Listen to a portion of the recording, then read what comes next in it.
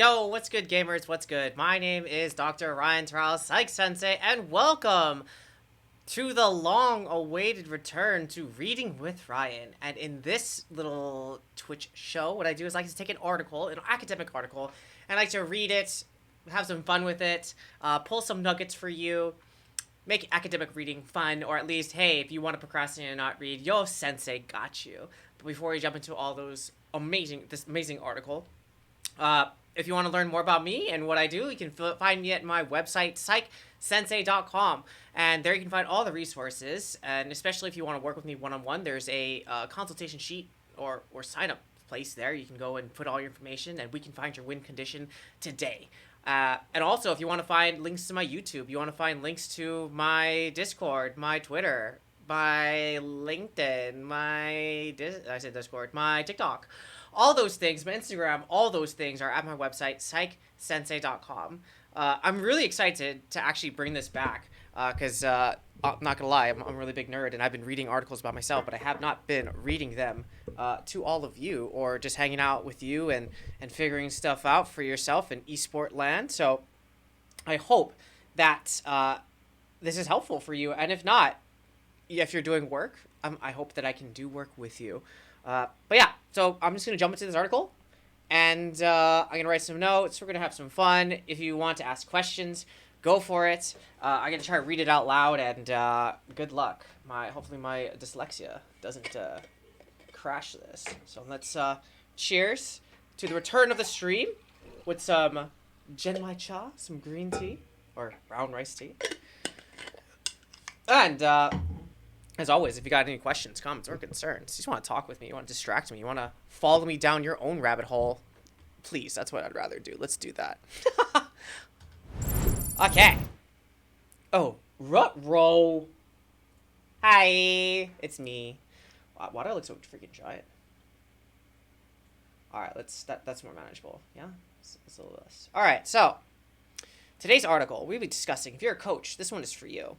My good friend, actually, Kabir, helped write this article, so I'm super excited to read it with you and get some nuggets for you. So today's article is called Coaching and Talent Development in Esports, a Theoretical Framework and Suggestions for Future Research, by Bubna, Trotter, Watson, and Polman. This article is written in, 2023. This is a new article, hot off the press. How do I make this go away? Go away. I guess I'll use it. Okay. Alright, so I already like this because esports is spelled correctly. And you know me and my pet peeves with esports. Alright, esports is a growing phenomenon that is capturing the attention of individuals worldwide and has grown to provide professional and lucrative careers for those who reach the upper echelons. Ooh, nice word, echelons. One question that arises is how esport athletes develop the necessary skills required to improve and compete. Let's use some red. That's a good question. How do they? And I guess another interesting thing too is if you're an esport player, for you to think about how do you actually gain the necessary skills to develop the things that you need. This perspective piece opens the door to skill acquisition, love it, within esports, and how research through an ecological approach can benefit researchers and practitioners as they understand the various perception-action couplings and decision-making challenges faced by esport athletes. That's another thing too. Like sometimes when I'm even writing my own thing, like do I call them esport athletes? Do I call them gamers? Do I call them players? I don't want to call them users because interestingly, after watching Drugs Inc., the only time we use users is for video games and drugs. Interestingly, and that's the only times that. Oh, sorry, not video games, but like people who participate in social media things that like use apps or whatever. Those are users. Games are users. You know, so it's really interesting that the only other place besides those two places that they use the word users is drugs. So in that sense, transitive property would say internet and gaming are drugs. Don, what's up, Kabir? I also wrote a paper about terminology that should be used in esport research. Bro, send them down to me, please. I hate that. My pet peeves and your research probably go hand in hand. All right, we will identify and discuss what constraints look like in esports. Constraints. The role of affordances and theorize the implementation of a constraints-led approach in contrasting esports genres. In esports, as esports is technology heavy in nature and generally sedentary, the use of eye tracking technology is argued to represent the effective method to better understand perceptual attunement between individuals and teams. Interesting. Eye tracking. Attunement between individuals and teams. Okay. Further research also into skill acquisition in esports is needed to develop a clear picture of what makes the greatest esports players so great, and how newer players can be developed effectively like that. You know, eye tracking is really interesting. I think another person was trying to develop something with eye tracking and fatigue, or like heart rate. It's really interesting. But at the same time, it's so funny because like those softwares, yeah, they'll tell you that you're tired. At the same time, like I believe wholeheartedly that players understand also when they're tired. They can sense when they're not playing their best, even if like you don't need the technology. They can just tell that they're playing bad. Unless you want to say like, oh, you're playing bad here because you're tired. It's like, yeah, I was. All right, introduction. Let's go. Esports has grown over the past couple of years to the point the International Olympic Committee is looking to host the first Esports Week in Singapore in summer of 2023. That's a whole nother thing of the games they picked and all those, but that's another thing we'll talk about in later time. In addition, the 2022 Asian Games in Hangzhou was the first international event that featured esports as a medal sport. Let's go. Furthermore, to date, over 400 professional sporting organizations have expanded their operations to include esports. To this end, it is important to recognize that there are different esports genres. Absolutely. I think that's where people also forget that, like, different esports require different cognitive processes. Because, I mean, for example, just take the difference between, like, League of Legends and, like, Valorant. If you think about League of Legends is like a 25 to 40 minute game of like constant action. Even though like you think farming and like just like chilling and doing macro stuff is like easy to do and it's kind of calm, really it's a continuous attention task basically. And what I mean by that is like you always have to be engaging your brain in something that involves like the map and the map state, versus like Valorant and like CSGO, there is a built-in pause within the game. There's always a break in action. So if I was going to compare these two things to like like a traditional sport game, yes, most traditional sports like football or whatever always have like a break and it's kind of slow. But just imagine if football didn't ever have any breaks. That's exactly what American football or even soccer, like imagine soccer, maybe that's a bit more likely because you're running around the entire field the entire time. Like if there was no break in soccer or no break in football or whatever, that's what League of Legends would be like. You're doing that constant processing, doing action for 40 minutes versus like, if we want to imagine like Valorant or CSGO, you're kind of basically either playing like tennis, you're playing like volleyball where there's like action, break, pause, reset, action, break, pause, reset. It's that same kind of thing, but instead of using your body, you're using your brain. And so my hypothesis is if you have maybe challenges in your attention and you like short bursts of attention and action, my guess and my hypothesis, and there's not a study out there, and maybe Kabir, you can write this one afterwards, my suggestion or my guess and my hypothesis would be players with ADHD probably do better in those types of games that have bursts of action and then breaks, because they can better regulate themselves instead of being impulsive on the map. But hey, that's I'm just the thinker. I'm not the researcher. Kabir, shout out. All right, these include first-person shooters. Yes, first-person. Oh, that's not what I want. I want the highlight. First-person shooters. Yes, CS:GO, Valorant, Call of Duty. Call of Duty's also crazy. Yo, what's up, Bowen? What's up, baby? Long time no see. And I will get those slides to you, Bowen. What's up, baby? Valorant, Call of Duty, and massive online battle arenas, MOBAs, League of Legends, LoL, Dota 2. Dota 2. That is, so for someone with ADHD, Dota 2 is killer, bro. I cannot. However, across genres, research has indicated that key stakeholders, i.e. professional players and teams, report dissatisfaction with their training and development process. Bro, absolutely. And I bet you it's because, like, they don't know how to do it. Or they don't know how to reward themselves or directly understand the things that they're doing in their training and how it translates to in-game stuff. Or they don't acknowledge the connection. I had a patient cancel. Yo, well, I got you, baby. I'm pretty sure that players with ADHD do better with their ADHD when they're true when they're better able to regulate themselves. Of course, at 100%. Actually, I also saw there was like the FDA game for players with ADHD, and it kind of reminded me of like if you're going to play basketball and they're teaching you how to dribble, and like you're having one ball and you're dribbling like with one hand and you're throwing the ball with the other, and then you switch.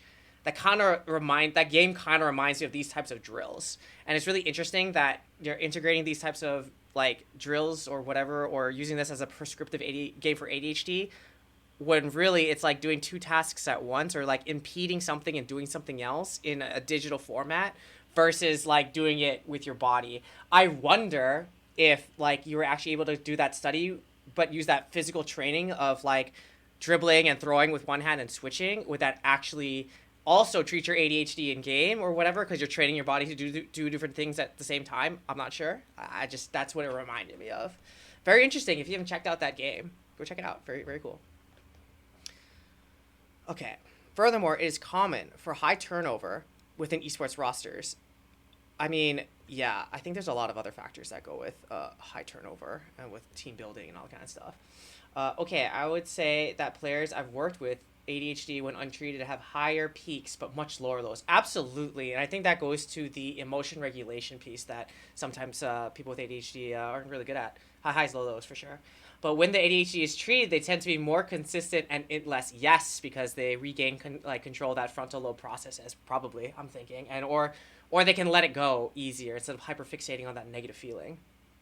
Because I think people with ADHD, that hyperfixation on stuff doesn't just apply to the thing they're interested in. It also applies to the emotions they may be experiencing, either high or low.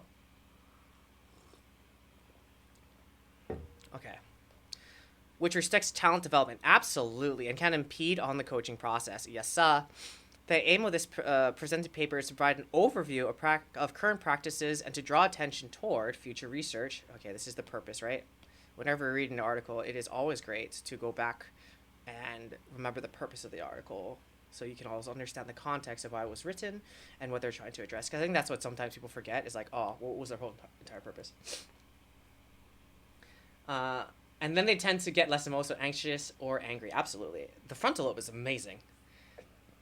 It's so crazy. I was like scrolling through TikTok, and there was like a TikTok about an ad for a lobotomy, and it fixes anxiety and hysteria and depression. It was like the miracle surgery, but what you really did is like mess up someone's like brain, and they're just like a vegetable.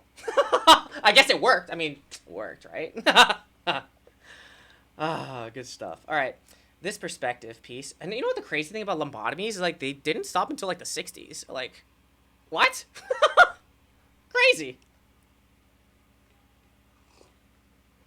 Okay.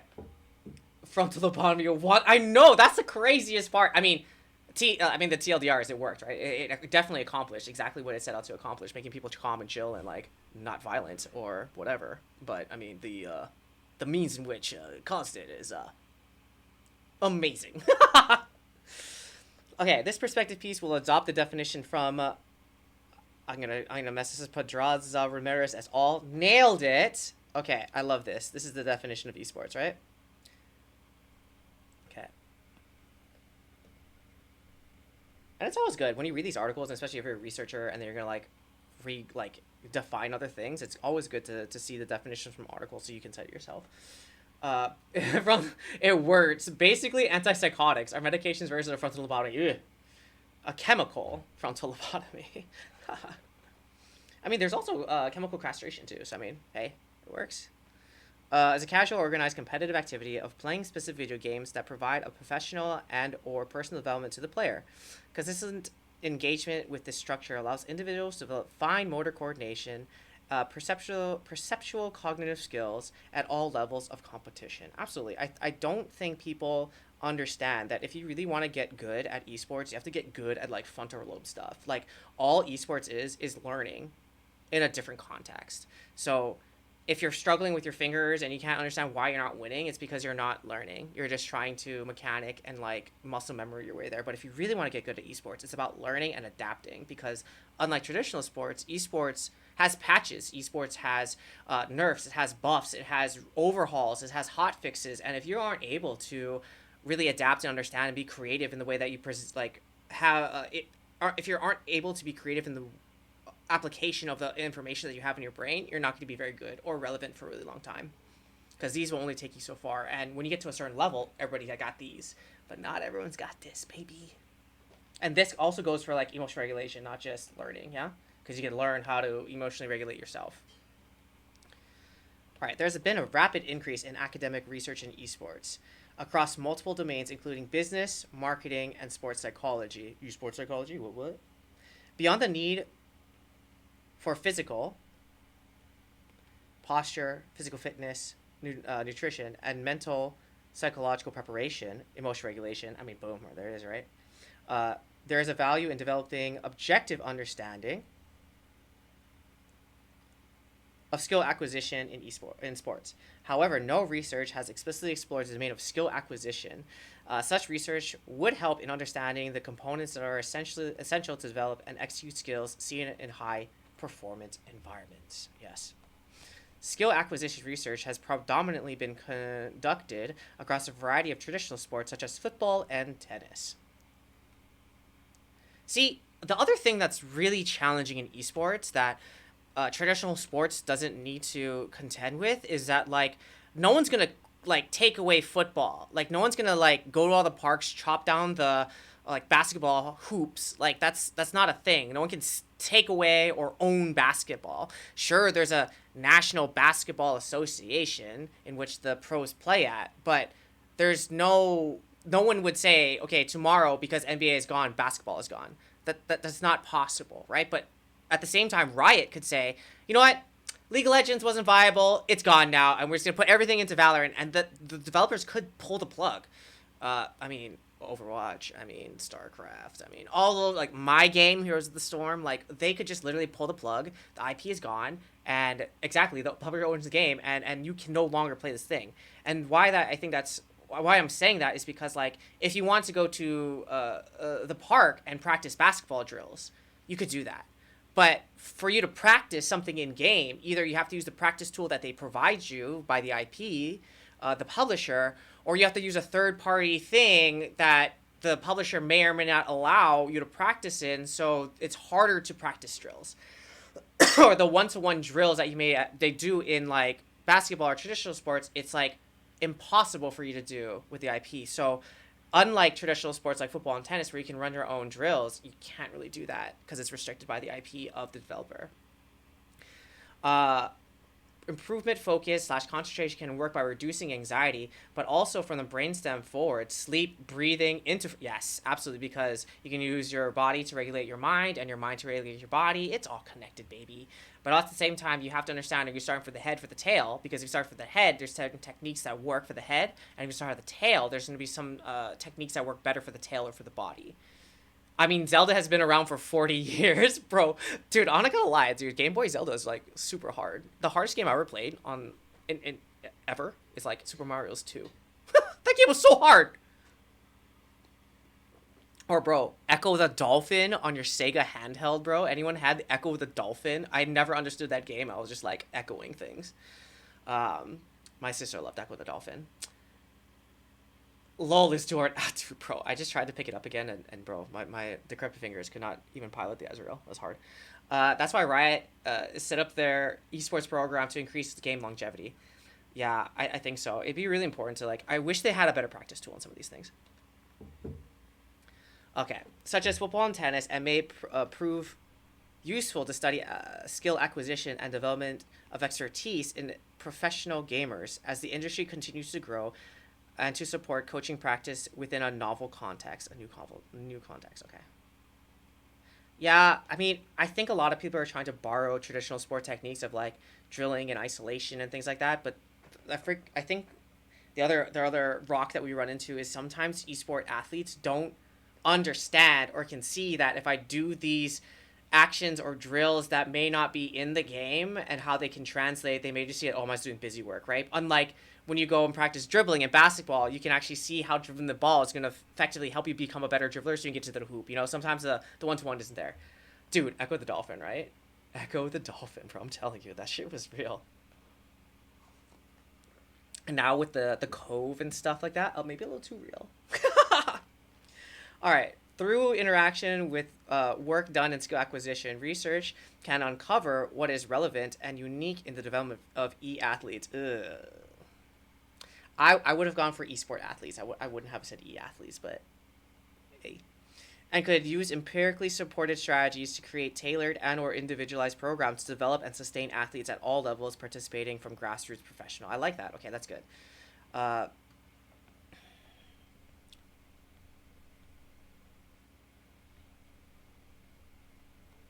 okay. Focus on skill dev. That's what I'm thinking.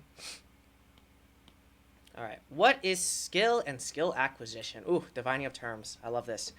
All right. The skill term can be defined. Excuse me. Maybe a player's ability to appropriately identify, organize, execute. Oh, I'm gonna burp. Excuse me. Whew. Okay, that's aptly. All right.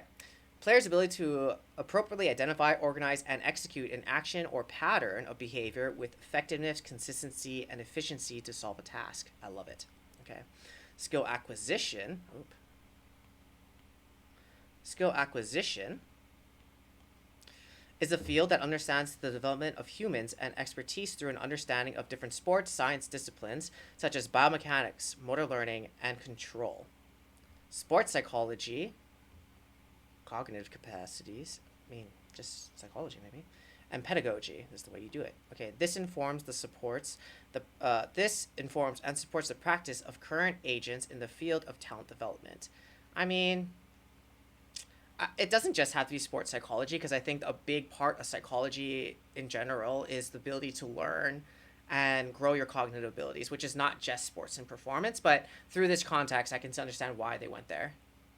Okay. A large part of understanding and developing an expertise in athletes lies in understanding the practice activities athletes engage in. Frequency, practice structure, and duration. I like this. This is actually really good. And the reason I like this is really good because I'm thinking, even my question to gamers out there, or self-taught gamers or climbers or whatever, how often do you practice? What does your practice structure look like, if there's any? And how long do you practice? Because all of these things affect even cognitive endurance and quality.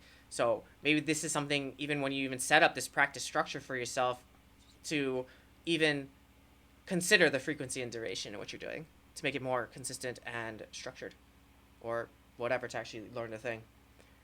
Because it doesn't matter what you do. What really matters is how often and how consistent can you do that thing. Because you can practice once and be really good, but if you're not practicing good consistently, then it doesn't matter. Okay, as a result, a large part of skill acquisition and talent development research has focused on what type of practice environment yields. Okay, practice environment we're talking about, not just like things that we do. Where was I? Practice environment yields the greatest results. A predominant theoretical framework within skill acquisition is ecological dynamics. Okay, define. Ecological dynamics, and by the work of ecological psychology, understanding the demands of the environment and dynamical systems, mathematical understanding of the organism. Interesting. Okay. The combination of these framework views functional human movement as a result of intertwined and cyclical relations between an organism and its environment. This is like, the verbiage of this reminds me of like A Beautiful Mind. For some reason, I don't know why. Russell Crowe popped in my head. Because maybe the math, and he was trying to study where pigeons and how pigeons move and shit, maybe. But I guess, yes, I think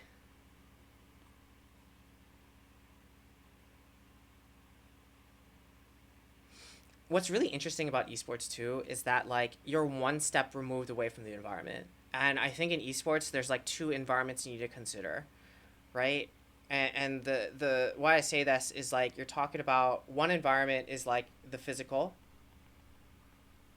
environment of that person, like the group, like the physical environment of the human, that the player, you know what I mean, like that plays a huge role. And then I think the other one, I mean, if you want to break it up, of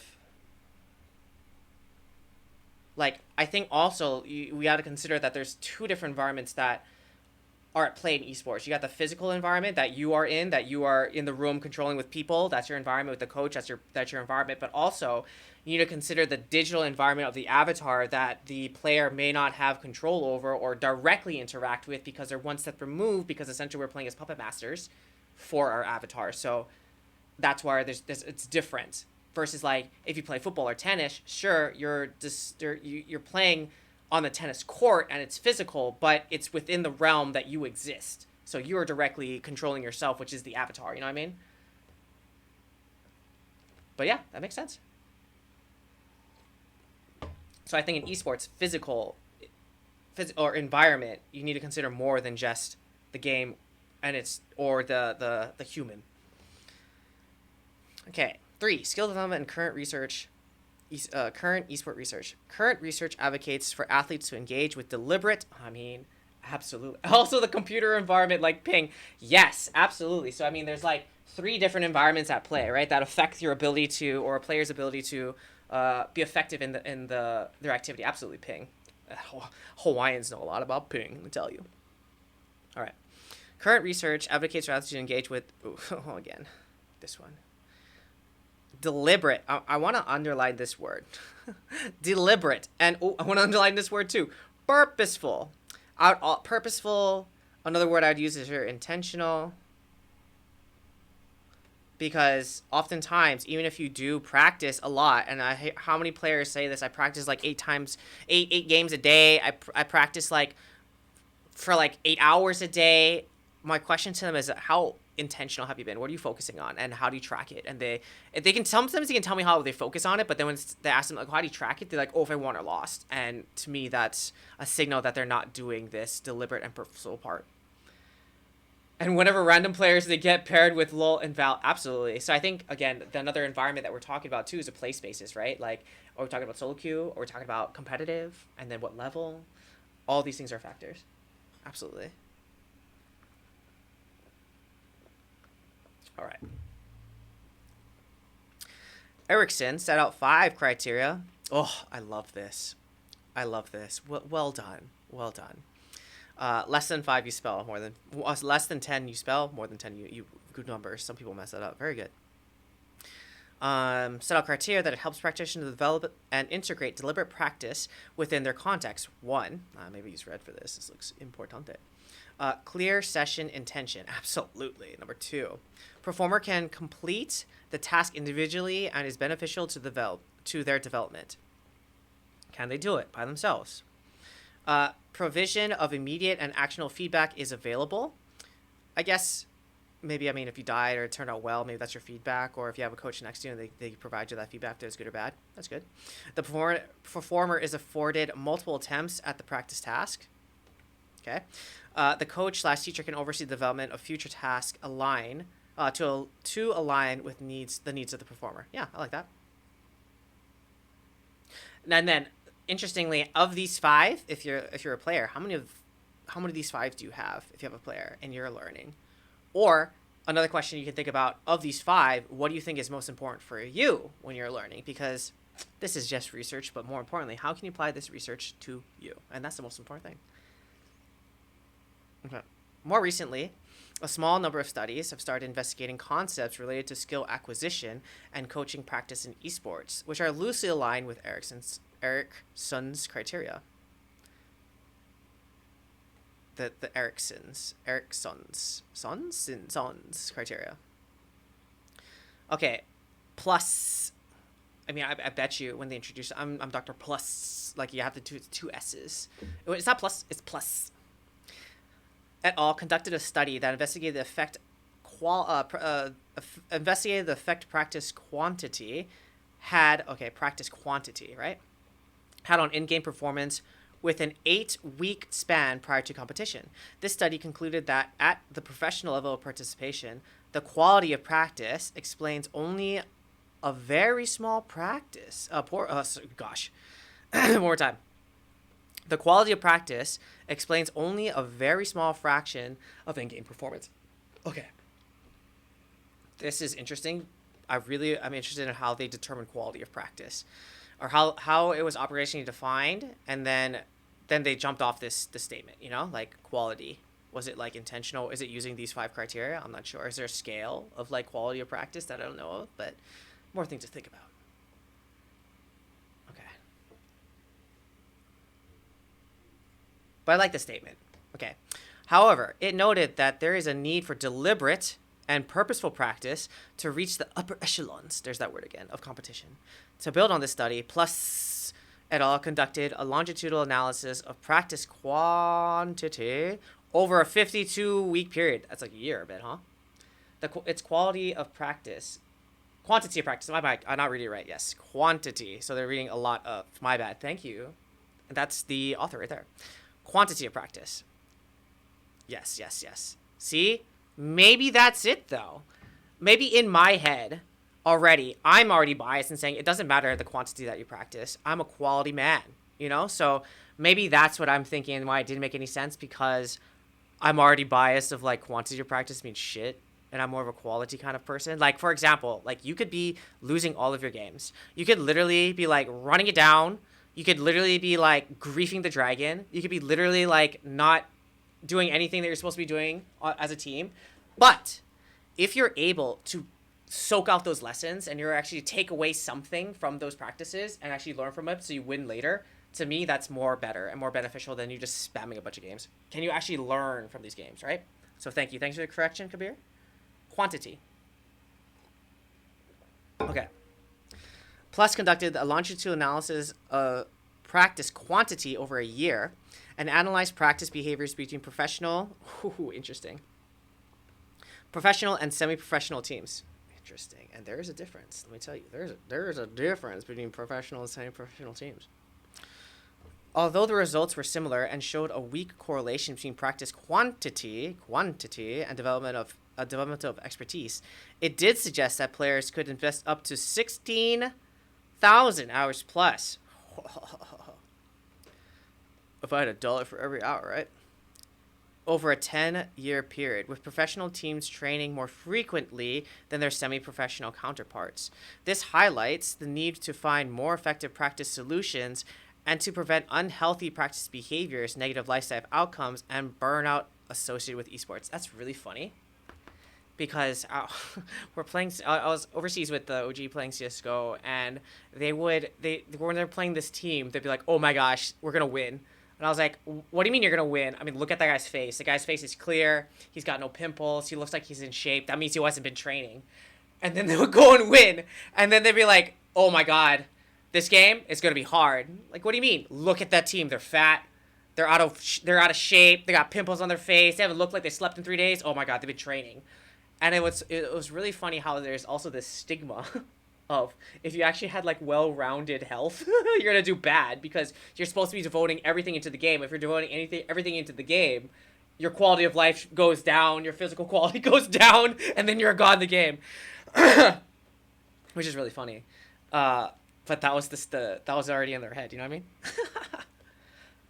I mean? All right. Results and suggestions from the studies of Plus et al. Align with the findings of a study conducted by Abbott et al., which investigated the perceived effectiveness. This is important. And I'll underline this. Perception.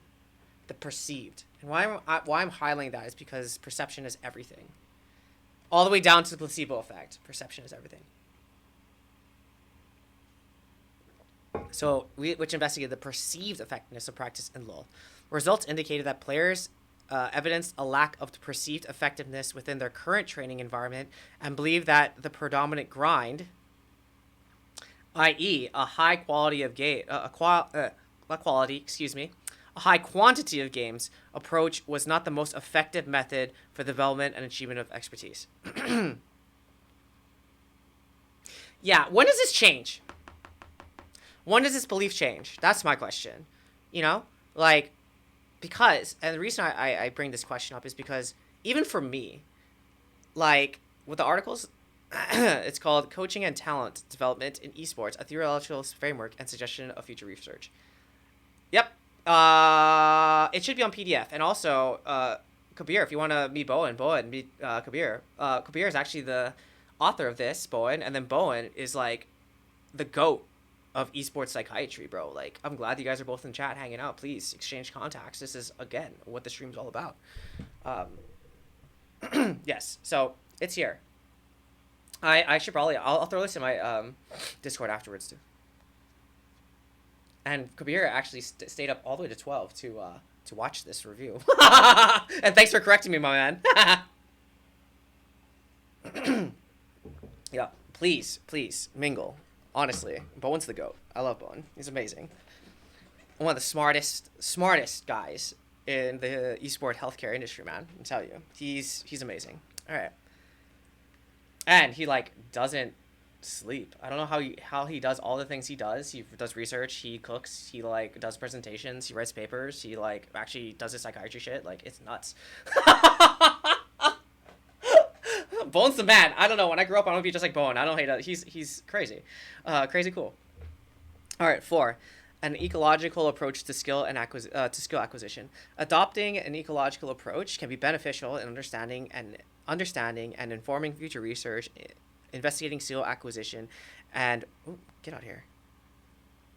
Skill acquisition and development of expertise in esport athletes. Okay. Through an application of this perspective, skill acquisition and subsequent talent development can be viewed as a product of athlete-environment interactions and can hold the answers to developing better quality practice environments. Yes, chat it up. I love that. Okay, this can be achieved through an understanding of key components within the ecological rationale, like affordance, constraints, and a coaching framework known as constraints-led approach. My question, honestly, is how many coaches actually have this?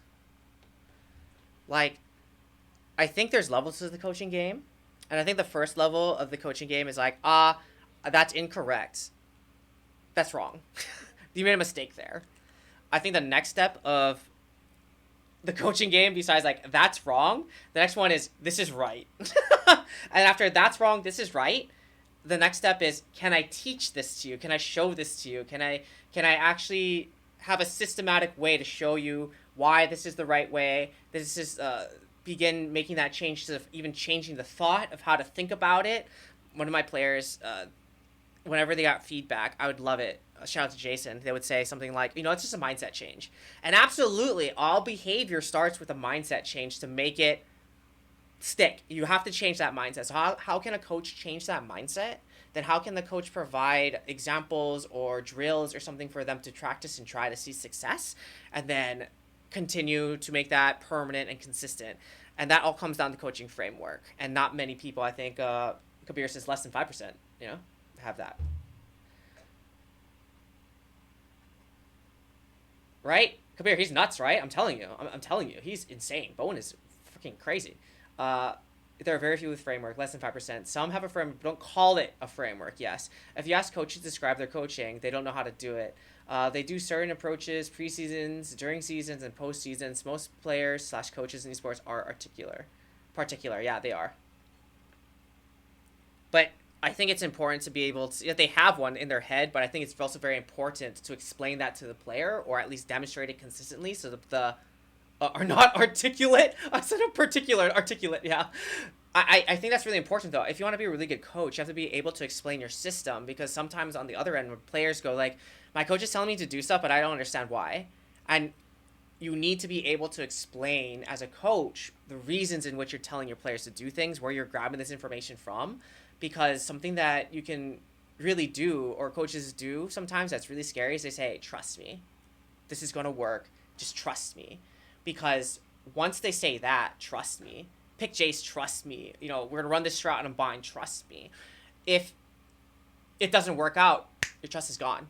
Oh, my coach told me to do that once and it didn't work out, and now I don't trust them. So instead of basing it purely on trust and you just have to follow it blindly, if you're able to sell it and show why and give the reason, the intention, the purpose behind it, even if it goes wrong, we can agree on the thought, the mindset behind that process to go forward, besides, oh, I trust my coach and they led me wrong, Less than 5% write it down and reflect on it regularly. That makes a lot of sense. Most don't understand that coaches are don't understand what their coaches are asking them. Yeah, honestly, that's important. Yeah, the whole. I mean, that's the fine line between coaches, right? Like a coach is not just a person to tell you the right thing, but it's also they're part-time mentor. They are part-time daddy or mommy, part-time counselor, part-time teacher. There's a lot of roles and lines and hats that coaches need to wear so they can either build the trust, respect, the credibility with their players to guide them the correctly. And sometimes it's literally getting on the floor with them and be like, okay, why are you so tilted? You know, a full-time babysitter. Bruh, honestly, true facts.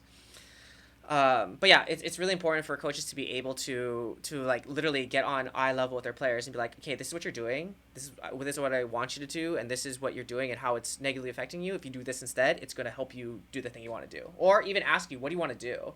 Because sometimes even players don't want to do it, and I think at a certain level, it's less about the coaches telling plans to players, because players will like knowledge and skills are much higher also, or they are more familiar with the game. So sometimes it's about bringing the team together, but that also depends on the type of coach you want to be. Are you the facilitator coach? Are you the knowledge coach? Are you the do what I say coach? So it really depends on also your coaching style, because each coach has their own style, and each coach's style fits a certain team and the team culture. So you can have the best coach with the best players, but if they don't gel and match and be able to see eye to eye and work together, it doesn't work. So that's another little sprinkle of spice with coaching pedagogy. Okay. Affordance in esports. Gibson states that an individual during performance is consistently surrounded by different modalities of information. Absolutely.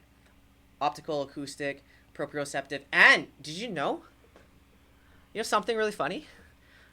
Learning styles is kind of BS. I learned that in my postdoc, that like the visual space, like audio or hands-on or whatever, like that was kind of BS. And I was like, what? There's no learning styles? Like, no. I mean, they used it because it was easy for them to like talk about, but that's not a thing. This creates boundaries that influence. Yeah, exactly. Learning styles don't exist, but it gives you really good language, right? Just like Facebook personality tests and stuff, they give you good language to talk about it. Or even like if you were to take like astrology, right? Star science. Astrology provides, and what I really like about astrology, even though I don't like it at all, what I like about it is it provides a context of language that people can participate and talk about things in. Oh, you're a Scorpio, you must like all this. Or you're Aries, you like all this. Or you're a Gemini, blah, blah, blah. But it provides a language that we can agree to talk about and understand each other in. I mean, yes, Myers-Briggs, I think at first was really great. Now it's kitschy. I really like also when I go into someone's like Twitter, they have their like INFP or something, like, oh, that's so cute. You're an idiot.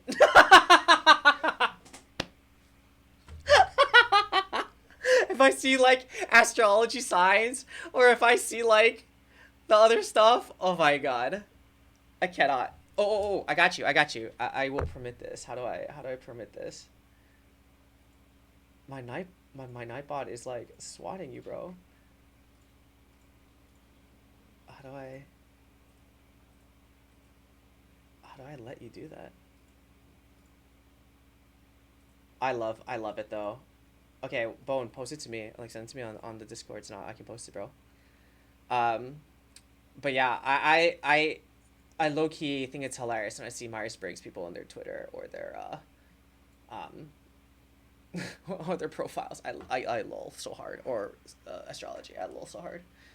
But hey, that's all information, right? That's all information. And also, like I said, what I love about Myers-Briggs too, and what I love about astrology is it provides us a context and a language to participate in, to describe or predict what we oh my god, there we are, that we can talk about, and explain different behaviors using the system of why things happen this way.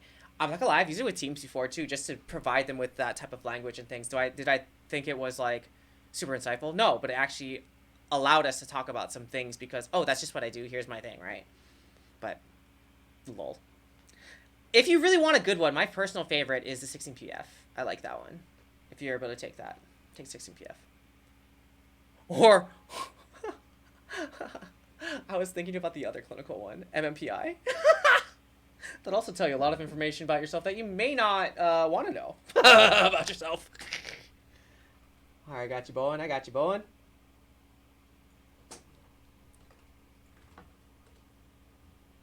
Wait, why can't I post this on my own chat?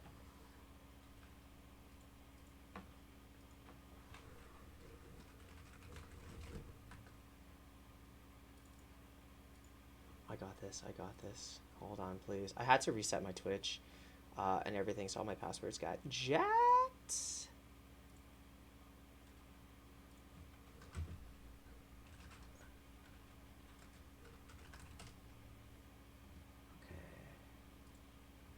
Let us log in real faster.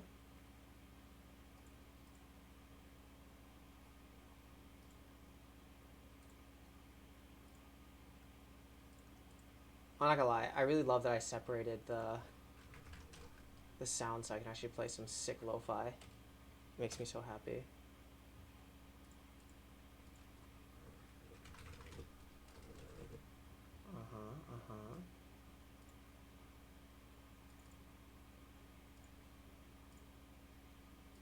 Let's copy this one.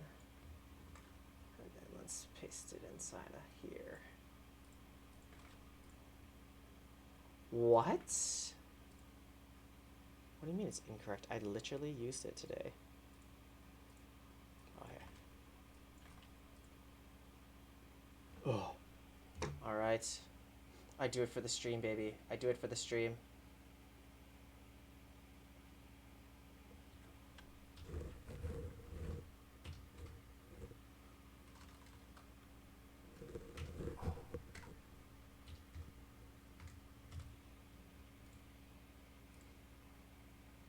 Alright.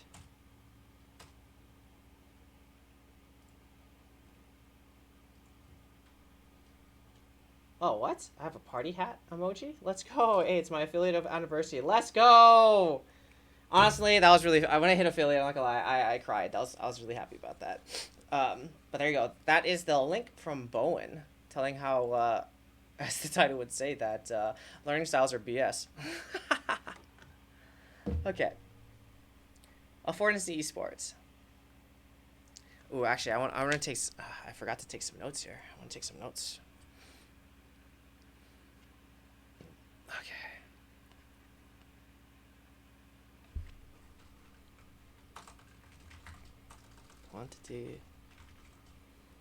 Quantity.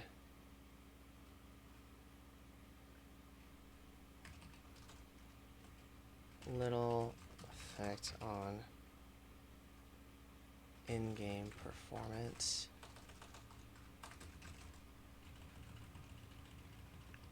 Practice. Quantity of practice, not quality. Quantity of practice. So this is one. The other one is, I'm gonna use this, Fred. I think this is important. This is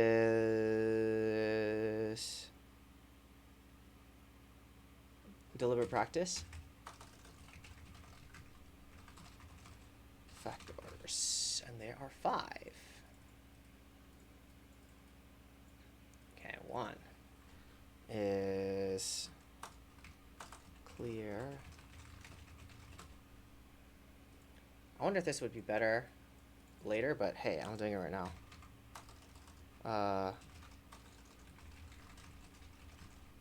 Complete task individually. Okay. This is provision of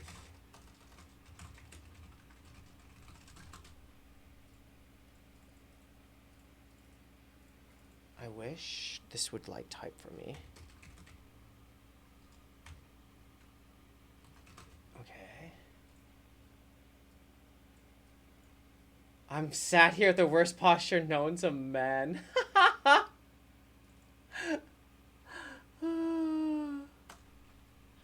Okay, it's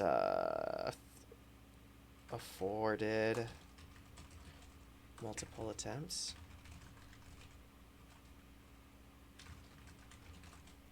You know what also, if you want to learn something, try not to do it in a high stress environment. That's not good for learning. So the reason I say that too is even if you're playing solo queue and you're trying to get over your solo queue anxiety, you're not really learning. You may not be learning much because you're just dealing with the anxiety and trying to overcome that. So sometimes you gotta stepwise your focus, where if you have solo queue anxiety, you focus on getting over the solo queue anxiety and not the practice and just initiating the game. And once you're not anxious about that action, then we can focus on the learning. But people try to do two at once, and it's like not so good.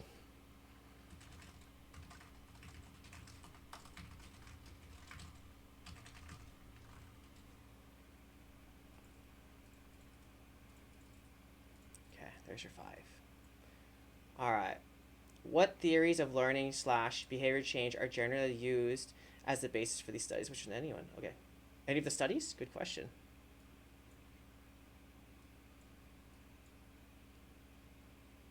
For me, I forget what we should use at USC, but it was like a learning theory through, oh my god, I know the book in my head, I see it, but it was like self-regulated learning was the thing that we really tried to promote. And self-regulated learning was like there's 5 like areas of self-regulation: environment, time, I forget the other words, but each of those self-regulation areas is making sure that we can focus on the task at hand without getting overwhelmed. That was our approach, and I think it worked really, really well. Because if you're not regulated, it doesn't matter what you do, you're not learning. And also, because it's learning, I think it also applies really well to esports. How to become a self-regulated learner. I can even look it up.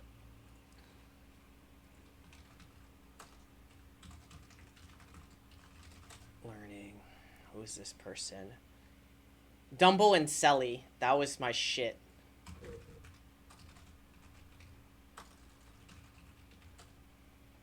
Dumbo and Selly.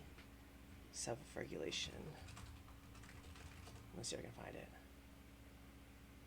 Dumbo and Selly. Here it is. No. What book was it?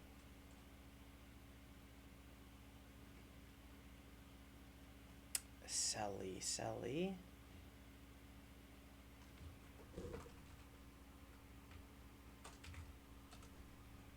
Yeah, but the book is by Dumbo and Selly. That's like the self-regulation people, and I'm trying to... Oh, here it is. They're in Ed D. Is this the correct one? No, fuck. I'll find it. But that's where I grabbed a lot of learning theory stuff, is from Dumbo Selly. And I really liked them because learning is learning, and learning in the classroom I think really applies to learning in esports, because unlike traditional sports, it's mostly cognitive without physical touching of other people. And I think due to the loss of physicality, you lose another sense of learning or another knowledge piece, right? Your proprioception or your body in space and how it contacts other people, and learning maybe like, if I do this, I'm gonna get hurt, which is much faster learning, because you don't want to do that thing because you don't want to get smashed, or you don't want to lose, like get hurt or injured or do something incorrectly, and that affects the way you learn. You don't have that in esports. You don't have that direct, like, if I do this, Ezreal Q actually ouchies. Like, you don't have that immediate feedback to boost your learning more quickly. In my opinion, IMO. Social cognitive theory. I like social cognitive theory. It's a good one. Theory of reason action. Well, the theory I subscribe to is ecological dynamics and nonlinear pedagogy, but that's not answering your question. Ecological dynamics and nonlinear pedagogy are great frameworks, just not theories of learning or behavior change. I have to look for that other one, by Dumbo Selly. I think you would also like Dumbo Selly. Both of you would like them.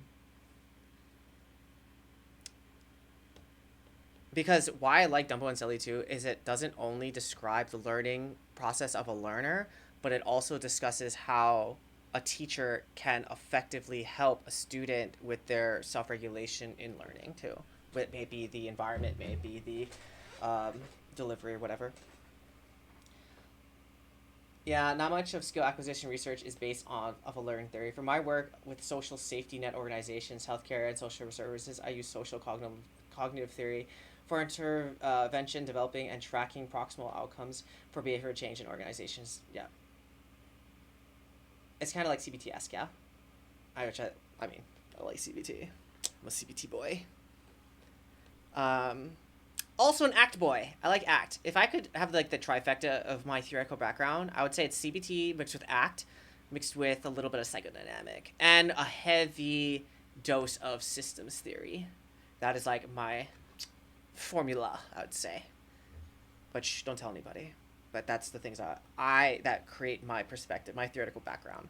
CBT, systems theory, psychodynamic, which is really interesting, and act therapy. But I mean, CBT and ACT are kind of like same wave, but I mean, different wave, same house. All right, this creates boundaries that influence the performer's intention, coordination, and decision making, and is better known as the term of affordances. Okay, affordances.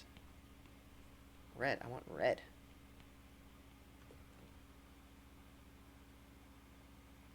I like this. I like this. Excuse me. An understanding of affordance and how it guides behavior is crucial. The result is skill adaptation, the process which athletes undergo to attain expertise in their chosen sport. Skill adaptation can be defined as, well, maybe just put this red, can be defined as the establishment of adaptive and functional fit of movement solutions between the individual and their environment. Yeah, okay. It is important to develop adaptive skills, and even through the performance outcomes can be met. The process of perception action of relevant affordances can be unpredictable as the environment changes, allowing different movement solutions and patterns to govern performance goals. When I read something like this, I'm guessing like cross training in sports and learning like drills from track and then applying them as a running back in football, perhaps. Importantly, this notion of skill adaptation is related to Bernstein's ideas of degrees of freedom problem in motor control. You know what's really interesting though? In esports, it doesn't always translate. So, for example, if you are playing an FPS and you go switch to League and then try to go back to your FPS, the movements and control of camera and things you're doing don't always translate. Versus like everything you do kind of in traditional sports will translate to or translate to the next sport. That's why you can have like multi-sport athletes who are good at other sports and maybe better than a singular sport athlete because they're able to adapt and apply different concepts and body movements to across different sports. But in esports, if you train an aim trainer and they go play League, it doesn't translate, which is interesting because the same physical movements of clicking hand and mouse is the same. You know what I mean? But the actions in what you're doing in the avatar world are completely different. So that's a really interesting novelty that traditional sports has that esports does not. The cross training of games, you know what I mean? I guess the other thing that we talk about though is like, or something that's really interesting, and I'm thinking about one person in particular, or a player in particular right now. Like, rarely will you see professional esport athletes play their game for fun. I mean, sometimes they do and they'll fool around maybe in ARAMs or whatever, but oftentimes they will play their game to train in and focus on, but then when they go home, they'll play MapleStory, they'll play Valorant, they'll play cooking, what's that one? Overcooked. They'll play something else that's not related to their game. Because if they spend too much time in that game, it's just they get burnt out in it. And in that sense, maybe it's kind of like cross-training where they're training their brains, but it's more of like how they think about their game versus how they execute their game, which would be the cross-training, I'm guessing. But I really like how social cognitive theory relies on the concept of self or collective self to do a specific task. I mean, yes, I agree because that's exactly what esports is. It's just how you think of yourself and yourself in space, and then how can we together. And I think the we togetherness is like really huge. How close is Heroes of the Storm to LoL? It's actually really close. So I guess you could cross train from MOBA to MOBA, or like genre to genre. So like CS:GO to Valorant, Heroes of the Storm to League. Maybe FIFA to Rocket League, perhaps. You know, perhaps there's that similar.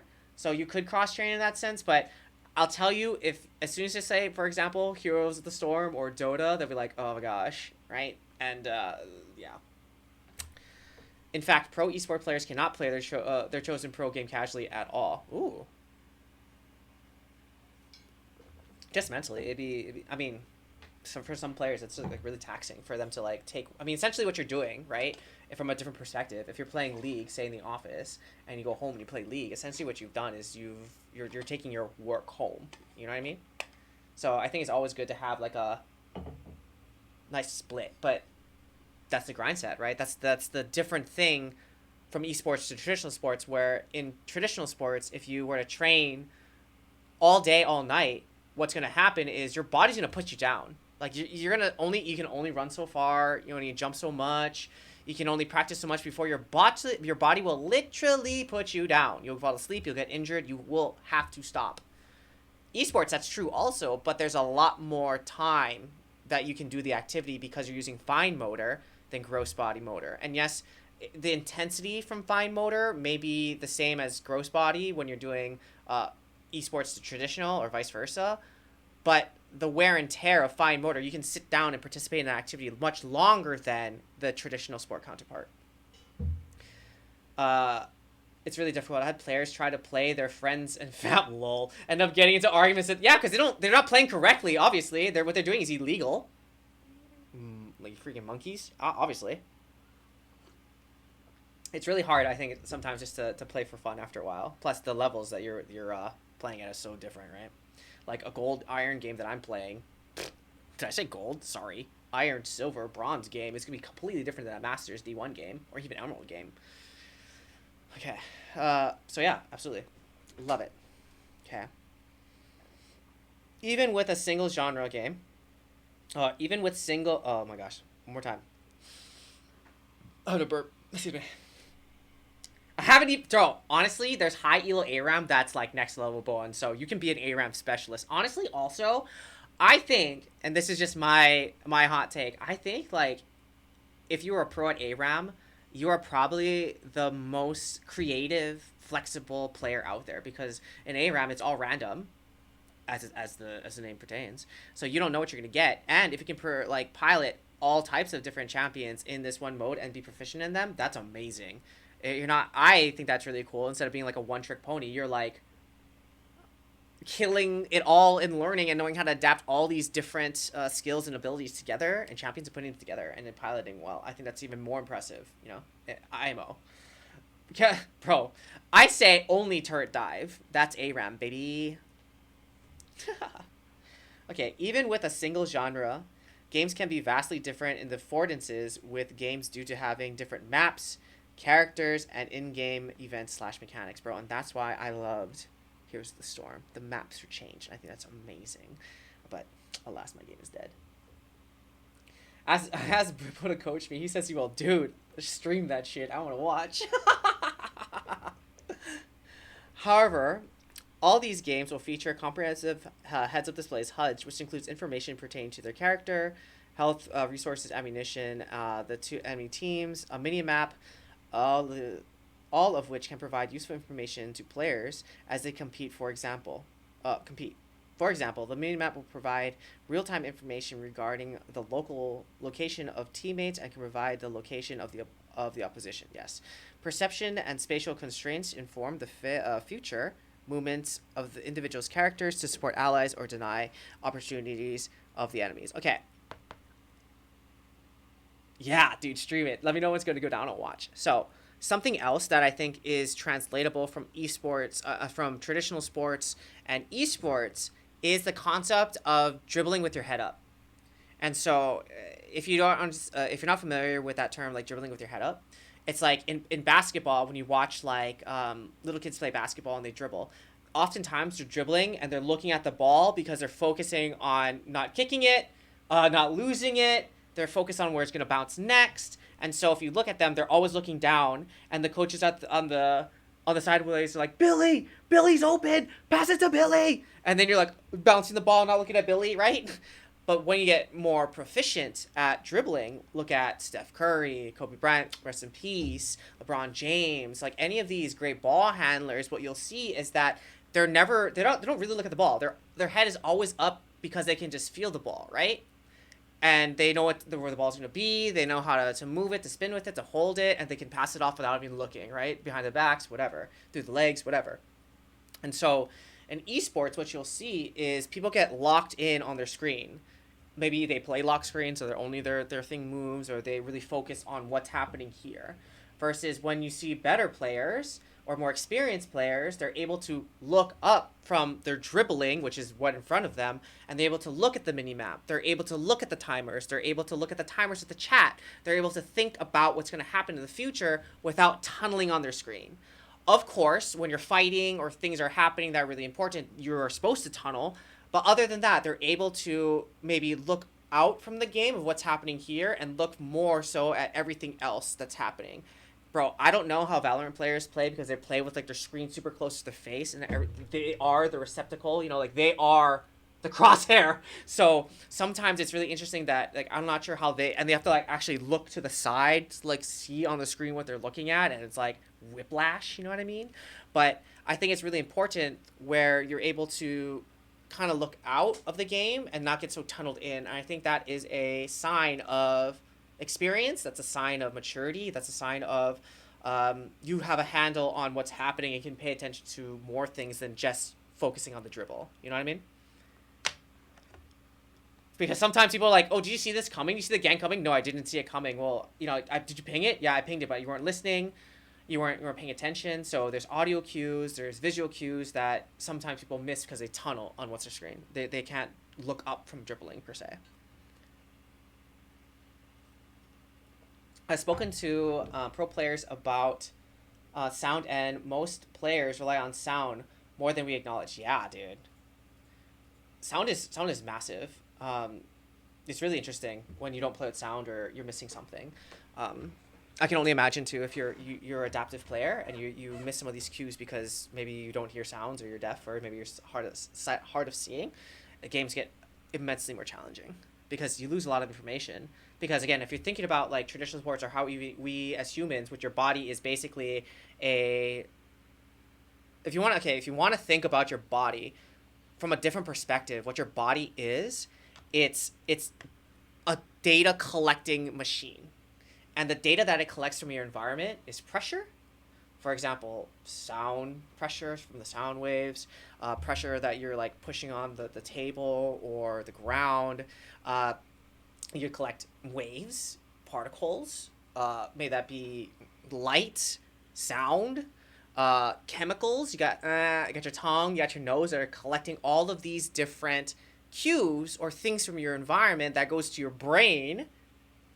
Well, it gets flipped because your tongue visual gets flipped, so it gets processed in your brain. So all the sensations that your body picks up, because all it does is pick up different cues or things, chemicals, vibrations, pressures, temperatures away from the body, and then it filters into your brain, and once it passes into your brain, it's no longer sensations, but now they're perceptions because your brain is interpreting and putting together all of the signals that it has collected from the environment into a cohesive picture for you to understand. And so you really have to understand the difference between sensations and perceptions. And once it gets into your head, baby, it's all about perceptions, right?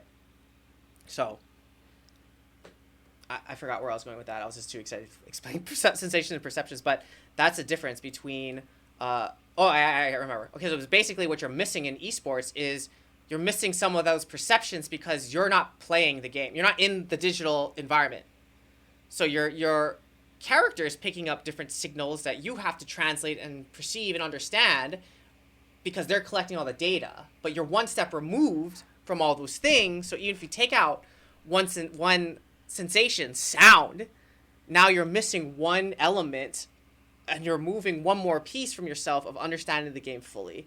So yeah, absolutely. I think sounds are huge. Sound cues and paying attention to sounds is actually massive in esports. Like the more sensations you can use or receive or pick up in esports, the better it is because you have more information.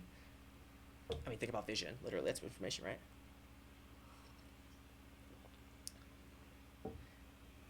Could you put me in touch with Bippo for a study I'm looking to conduct looking at esports? What kind of people looking for, bro? Okay. Alright, constraints in esports. This is also an argument to be made that affordances are closely related to the constraints that individuals may face through the individual character or individual champion. Relationship, yes. Everything's relationship, right? You have a relationship with the champion, you have a relationship with the guns, or in your game, and if you don't have a good relationship with this, you don't understand how to play the game to max efficiency. Because, so many times,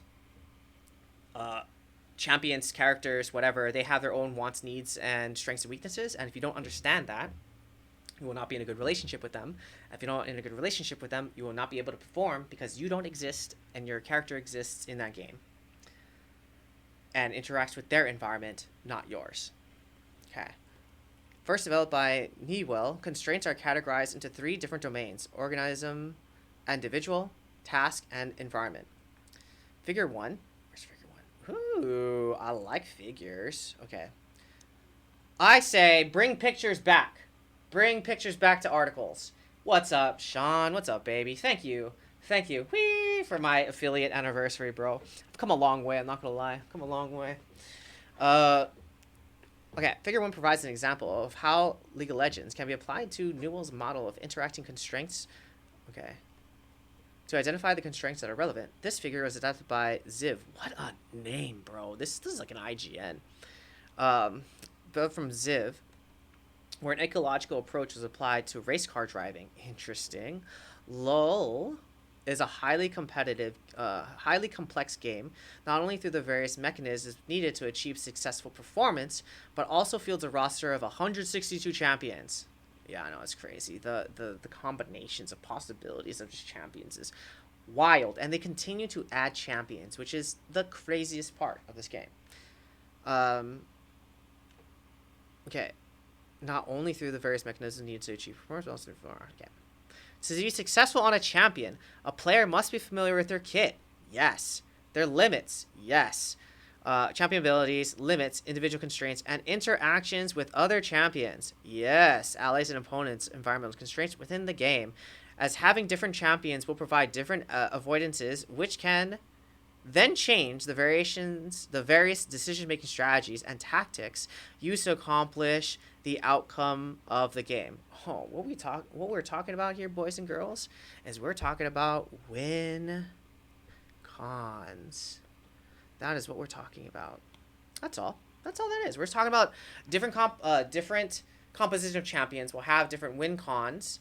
I mean, if you want to think about it, right? Each individual champion has a win con. And then when paired with another champion, for example, the bot lane, now these 2 champions have a win con to play for. That also applies to mid jungle, top mid, and then, so you have these couples, or now you have these thruples, bot plus jungle, bot plus mid, right? You have thruples. And then, if you want to think about it, you have the entire team together. Now, all the champions' wins, wants, and needs, and strengths and weaknesses come together to form a group win con with a certain power spike, a certain time, a certain way to play the game. So now that's the team. But now in conjunction, you have to remember, what does the bot lane look like? And that's your bot lane plus the enemy bot lane. They're going to have an interaction, right? The same thruples, the same couples on the enemy team now will have an interaction on your couples, individuals, or thruples, or whatever on the other team. And now when you smash them all together, now it's this team's win con versus this team's win con, and now they clash, right? So you can dissect it through smaller circles to help you understand it, because I mean, sometimes if you're just beginning to learn the game, sometimes it's overwhelming to look at everything and understand how it all works. But just imagining and understanding the small little nuances between these small interactions will help you understand the game and how to win it from micro levels, right? Love this. But yes, all we're talking about is win cons. Hey, Gum Lord, thank you. Woo! Man, we've come a long way with this stream, bro. From from interviews to munchies with minds of munchies to article reading to playing games to, man, it's been a wild journey. And I'm so happy that I get to spend it with all of you. Ha. All right. Yes. Okay. However, in FPS games, all right, okay, that's good because this is a League of Legends specific thing that League of Legends specific rant I went on, right, with the thruples and couples and stuff like this. Now that also applies to like tactical based shooters like Overwatch, like Valorant, same kind of thing where you have like different abilities and skills and win cons. Not so much in like tac shooters like CS:GO, for example, where everybody's the same. They have the same stock weapons, and now you're playing with different buys and combination of weapons, ranges, and accuracies, or rate of fire, or all these kinds of things. So I would say this is more for like when you have specific characters that can play specific roles or meant to play specific roles. So even other games like what's that one? It's like soccer, 3-on-3 soccer with a MOBA feel. I forget. Omega Strikers. So like Omega Strikers would be kind of like this, but FIFA maybe not, right? Because they don't have all the different abilities. You're just playing as a team that has just endurance or pick power, accuracy, or whatever. So if this mainly applies, I would say, when there's individual characters with individual roles and how they all get smashed together. And I think they go on, right? However, in FPSs, environmental constraints hold larger value, as during competitive matches will be conducted in different maps. Okay.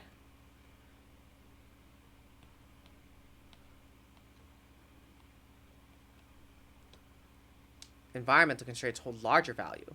Okay. Okay. Therefore, players and teams are required to have in-depth knowledge about layout, lines of sight, and key areas of control over a variety of different maps. Yes, but I mean, this gets kind of tricky, right? Because FPS is a really big category. I would say FPS tactical shooter. That's a subcategory of FPS, because under FPS you probably have like COD 2 or like Team Fortress 2. So these are all FPSs. But under the scope of FPS, I think more specifically would be tactical shooters. Because I mean, another one would be, I guess, Apex too.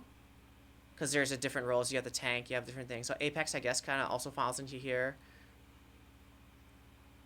Fortnite wouldn't, because it's just you and you're playing with guns. You see how the difference is between these different like, nuances of games, which is so fun, and which I love esports, because it's all creative, all different. Okay.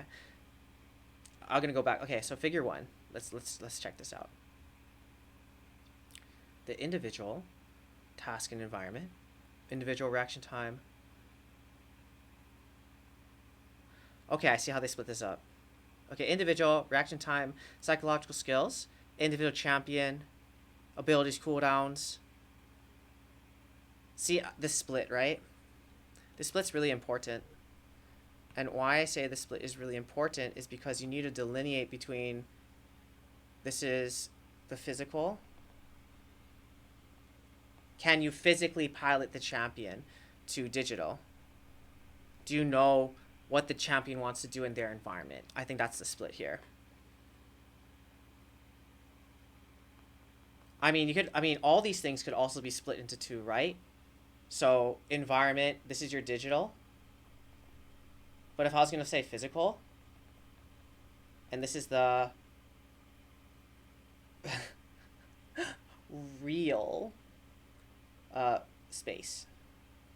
So the effects of your real space, your training facility, the temperature of the room, the keyboard. I think you can split this up into, like, if you want to get more specific, if you're splitting it between physical and then digital, physical and digital. Tasks too, I guess, physical and digital. And I guess the tasks... if I was going to split this into physical, right? The physical is like, don't be a dick. Maybe it's like physical relationships.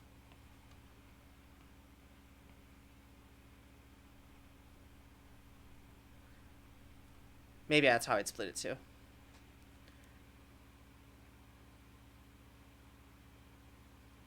I mean, these are all like, yeah, you can also look at technological constraints. Yes. So, I mean, I'm just elaborating for funsies, right? Love this, though. I love this. I mean, these are really important for people to consider when trying to learn these types of things, or it's really important to consider how these things, either in the physical real world or in the digital world, the different factors that might affect your ability to learn, right? Because, like, the physical, like, for example, if your environment of your team is shit and you're fighting with your coach and you want to choke your teammates, there's no way you can learn because you're going to focus on not being safe and trying to murder them. If your physical reaction time is bad, you're not going to have a good time. Or your digital understanding of the... So, if I understand how to pilot my champion, I understand what my champion's supposed to do, but I'm not able to physically do it, I'm going to have a bad time, right? So, all of these things are really important. I'm a visual learner. Sometimes. I'm more of a let's try it and find out learner. I'm a learner of hard knocks and hard-headedness, what my mother would say. Ryan, you're so hard-headed. I am. I'm the hardest of heads. That's why I like Squirtle. Okay. This is what I've come for. The application. Alright, applying the constraints-led approach within esports. With its roots based in ED rationale, the constraint-led approach (CLA) framework can inform the development practice design. Okay, although needs. Okay. Wait. Oh my. Sorry, got thrown off here. You know what? I really enjoy. By the way, I love that you put these in different colors. I think I want to steal that. I really love how it just makes the references pop visually, and it's formatted correctly. I mean, maybe this is an and. I haven't done APA in a while. I wonder if this is just and, though, and not just a ampersand, one of those. But maybe. I don't know. Again, I've been APA formatting in text. That was really fun. Having dissertation flashbacks and I'm getting PTSD. Okay. The CLA framework can inform the development of practice design, although needs to be investigated in this esports context. Focusing on learning and development of expertise through exploration and guided discovery. Yes. Ooh, that's not what I want. Yes. Guided discovery. I love that. That's a journal, not me? Oh, well, I'm going to steal this from the journal. No, it's meant to be a semicolon because it's two different purposes. I know, but isn't it just and? Like this and? Okay. CLA helps practitioners to identify key affordances within the practice environment and use of task environment and or individual constraints to attune the attention of performers, therefore inviting them to interact with the intended behavior.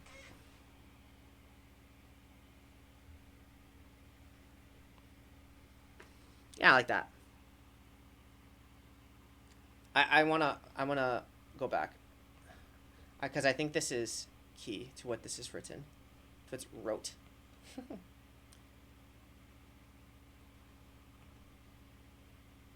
This. I love this. Attune the attention. I'm gonna double highlight that. And the reason I like attune the attention is because where your attention goes, your energy flows, right? So if you're attending to the wrong thing, you're not, and you're trying to focus, you might be learning the wrong thing also. So it's really important to make sure that your intention is focused on the correct behavior or the correct thing that you want to learn, so you get what's out of it instead of focusing on the wrong thing and then learning the wrong thing. So attention is key. And rep ADHD friends. That's me too. Because sometimes, for example, we get our attention goes on the negative shoulda, woulda, couldas, or the oh no's, why didn't I do this? And instead of taking the ways the this is what I want to do next time, or this is what I learned from this thing, so I can apply something else into the future. That's also a lot of problems esports players have. They get stuck in the past. Therefore, inviting them to interact with intended behaviors. Absolutely, right? So your attention affects your behaviors, your intended behaviors. So check your attention. If you are not learning, or if you're getting frustrated in your learning, this is maybe a good place to start. Attention. So, all right, what are you attending to? Okay, another way to check your attention is listen to your self-talk. Are you shitting on yourself? Are you, like, directing yourself? Are you telling yourself like what you want to be focusing on. So oftentimes when you're focused on, or you want to feel, or if you're unaware of where your attention is going, go record a game or record yourself playing and then watch it back, not for just in-game stuff, but listen to yourself. What are you telling yourself? What are you saying? Because what you're saying, your self-talk, is a little peek into your subconsciousness. Are you focused on the enemy team? Are you focused on my team? Are you focusing on yourself? Listen to your self-talk, and that'll give you a little peeky into what you're thinking. If you don't have that piece of awareness. And sometimes we don't. Sometimes we don't, you know? Or ask your friends when they play with you. What do you say? What do you guide yourself in? And then the next part about after that would be, why are you focused on those things? And then what would you like to be focused on instead? And then maybe we can guide your self-talk to help you focus on those things, to increase your learning. Okay. All right, to effectively implement CLA, coaches are provided with criteria similar to the deliberate practice framework known as the environment design principles. Okay, I need to highlight all these words that were abbreviated because I'm gonna mess up. Okay. Okay.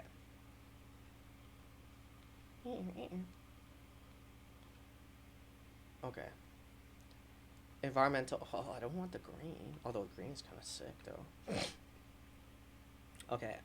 Criteria similar to the framework. Okay. Known as the environmental design principles. Green. ETD. Okay. 1. Session intention. Constraint to afford. Representative learning design. Repetition without repetition. Did I read that correctly? Repetition without repetition? A thorough understanding of these principles allows practitioners to maintain action fidelity through representative practice, practicing how you play, while exposing the athletes to a variety of situations to develop adaptable movement solutions. I'm just trying to think, like, how you would do that if you're limited to just playing a scrim. Because sometimes that's what most teams are just limited to, like the scrim and scrim quality. And then how do you keep the intention of what you're trying to get out of the scrim fresh in the players' minds? Because sometimes, most times, a lot of the times, what happens is you'll start a session, right? You say, okay, we want to practice bot dives. We want to practice this one play in Valorant or whatever. We want to practice this thing in game. Then as soon as the game starts, what players have the tendency to do is to forget that we're practicing this communication pattern, this concept in game, and they just turn on to winning, and this goes out the window. So it's also really important to start training players to keep that intention in their mind and remember that's the win con instead of the game. Winning the game is the win con, because sometimes when players lose that game, the practice was shit. We didn't do anything today, but absolutely it was important because they needed to understand why they lost with that intention in their mind so they can continue to push the win con forward into the future. You know what I mean? But oftentimes players, especially professionals, will say, oh, we won scrims, so we had good practice. When in actuality, all they did was play the game and they didn't actually learn anything. But it's good for confidence. It's good for team morale. It's not winning is not good for learning. On the opposite side, bro, losing is terrible. It feels shitty.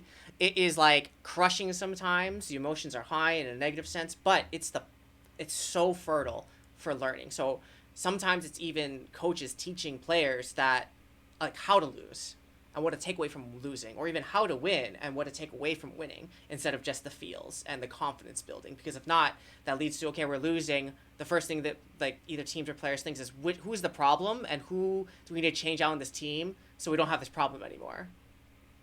But sometimes it's learning how to swing the broken golf club instead of just trying to throw out the whole bag and get a new one, new set of clubs. I love watching you do this because you ask questions right before I attempt to answer them. And also, getting the players to agree that the goal of scrims is, oh my god, to do that one thing. And the best part, Bowen, sometimes they do agree, yes, this is what we're supposed to be doing. And then it's gone after, right? Once we win the rift, it's gone. Even if you say, okay, we're going to practice this, win. Most players don't respect their coaches and get passive aggressive about doing what is asked. that means that means the paper is well written. Absolutely, I think this is a very, very well written paper. Um, yes, and I think the other thing too is that I really hope in the future we do have Little League of Legends, and if Little League of Legends happens, that's a TM. I labeled Little League of Legends. Okay, so I want some royalties from Little League of Legends, either LIL or Little, like Little League, either version of those things. That's my TM. That's my TM. So Little League of Legends, and why I say this is because it's, if we actually had this youth program, if we had a high school program, yes, absolutely. Little League of Legends would be like Little League, like baseball, but like for children. So like children leagues of legends, right? Like little kids playing league. And the reason I would love to see that in the future is because what's missing, I think, in esports is that for better or worse, this term, the grooming of children, how to, oh my God, please don't clip that. Oh my God. Okay. So the teaching and normalizing for children of how to like be in a team, how to get coached by a coach, how to not be a dick and interact with people digitally. You know, I think it's really important that if they learn these things, they can see the value of a coach. They can see even, I mean, the cross parallel would be coaches are learning how to be good coaches and how to actually teach them skills and self-regulate and how to be a team and all these kinds of things. So when they get to college, when they get to the professionals, they understand the system. And it's not just like, oh, why does this coach have to teach me? I already learned all this stuff in my basement by myself or my room by myself. So what's possibly you could teach me, because I know it all. I learned it on my own, you know? That's what I think Parth is trying to do with his business, bro. I hope so. And that's why I love Parth too. Shout out to Parth, man. He's great. I love Sido and what he's trying to do. Absolutely. Very smart guy. Okay.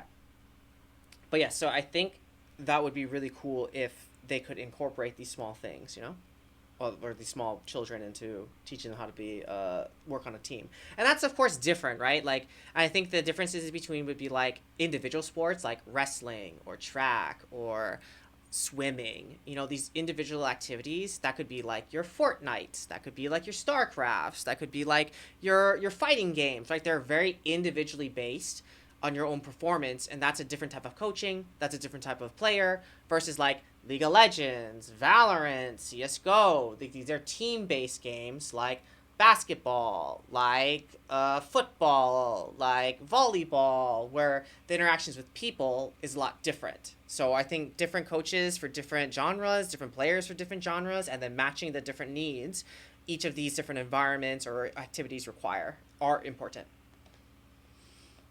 Okay, however, it is important to note that some genres of esports, such as FPS, allow users to code and modify their games to greater extent in order to create custom maps, game modes, and rules which better align with the nature of CLA. Other genres, that's cool, yes, such as MOBAs. I mean, I already said MOBAs, right? You can use MOBA again.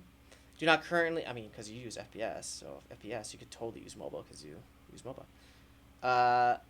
Do not currently have the ability to manipulate the environment to the same degree, forcing users who wish to utilize the CLA to be more creative. Absolutely. I guess that's what we're talking about, right? Like it's harder to train. And, you know, honestly, a connection that I'm making, I don't know if this is a true correlation, but I think a correlation I'm making in my head is the more you're able to actually train in that game, for example, aim trainers or Osu or whatever, when you're able to have more of a one-to-one training, I think that game is a little more professional.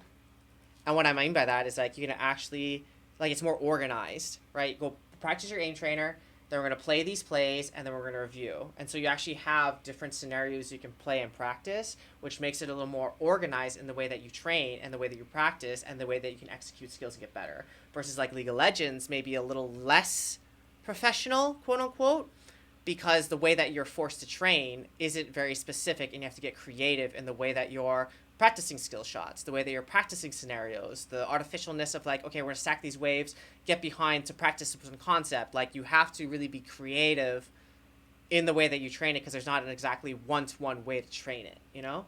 So maybe the ability to have drills in different game modes that are more similar to what you're doing, maybe that makes it more professional, quote unquote. I'm not sure. I'm just spitballing here, but you know that makes sense to me in my head.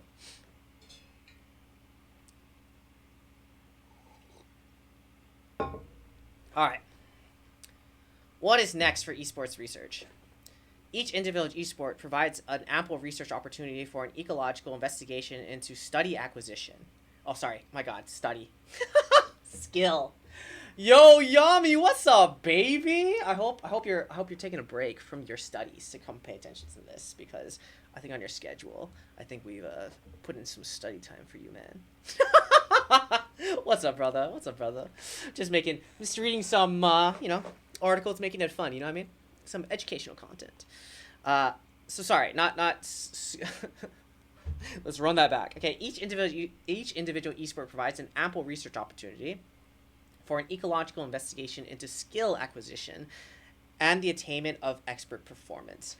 Studies such as Sharp et al. In CSGO represent a first step towards developing a comprehensive understanding of all the components of performance in esports. That being said, yo, if you know a friend that's doing research and you're an esport player, please, for the greater good of esports, please participate in their study.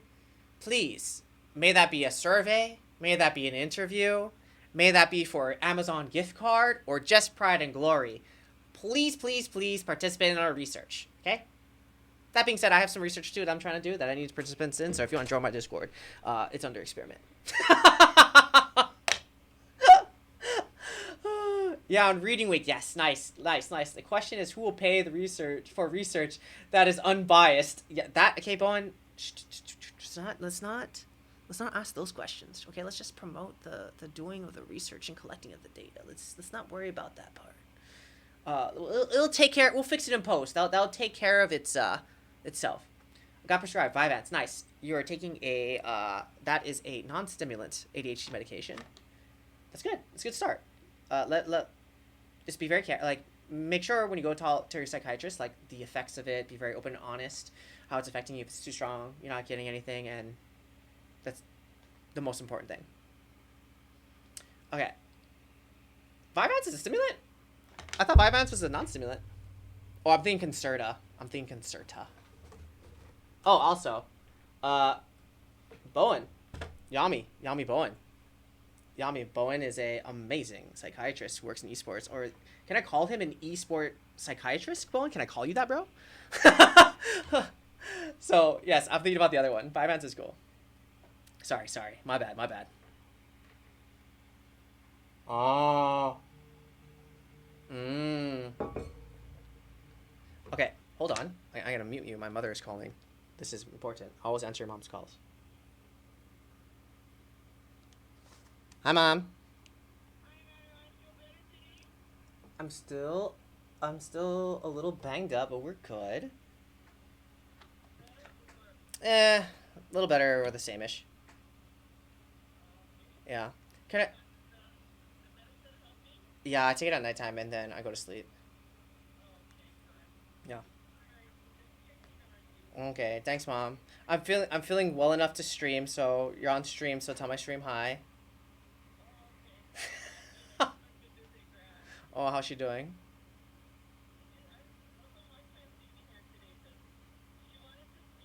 Uh-huh. Oh.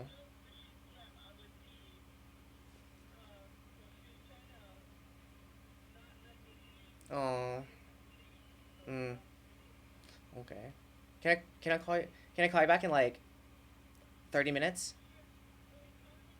Okay, Ma. Okay, I will. Love you too. Bye.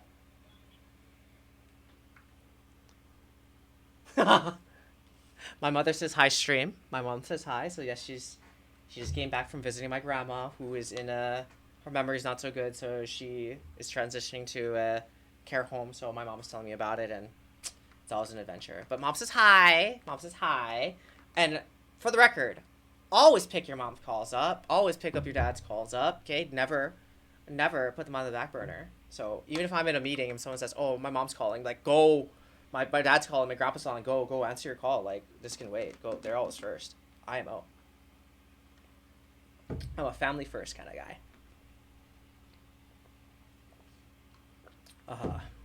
Yeah, dude.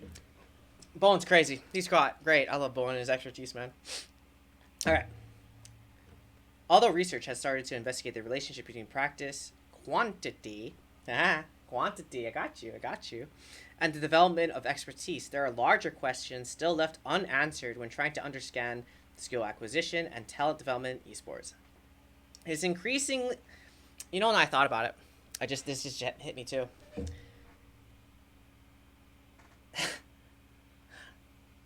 When the first impulsive thought that I had with talent development in esports was, or talent acquisition and talent development was, if they want to, right? And what I mean by that is sometimes, if you're a coach and you're trying to help this player, sometimes players may not be ready to receive the things that you're trying to tell them, right? They may not be able to see it. They may not be able to hear it. And so I think another skill of a coach is, how can I play the three-dimensional chess game with this player of wanting them to want to get better this way? Because I'm sure every player would say they want to get better, but at the same time, the skill of a coach is finding that way that player wants to get better at, and then matching the style to help them get better in the way that they want to. Because if there's, again, the mismatch in that goal or that process, it's not going to happen. So, I mean, motivational interviewing, right? That's the whole, technique of finding that and aligning with your player. Because the thing about teams and coaches is, we don't fight, right? Like, coaches and the players may have disagreements and arguments, but at the end of the day, the coach and the player are on the same team. So how can we align ourselves with always being on the same team to accomplish our common mission, which is to get to the top, be the best, or whatever? That's what any coach is supposed to do. Coaches need the power of persuasion. I should be done with every coach. Yes. I mean, here's the best part, though, Bowen. People understand, oh, yeah, motivational interview. But, do you actually do it? Do you actually do it? Do you actually do motivational interviewing? Or do you just well, you should think this way? Because so many people know. I mean, that's the difference between knowledge, right? I know that this is supposed to work this way, but then the ability to actually execute on that knowledge. So, yes, I think, everyone knows the steps of ORS, motivational interviewing, but, do you actually follow ORS? Yeah. I know you do. Of course you do. Bowen, of course I know you do. I do my best sometimes. It's OP because, ORS is, what motivational interviewing does basically is help you draw out this and align with your client so they can do the things that they want to do with you, or help you live out what they want to do. And what I like about ORS is it's pretty much value based, and as long as you get attached to your values and want to live them out, it sticks longer and it makes more sense.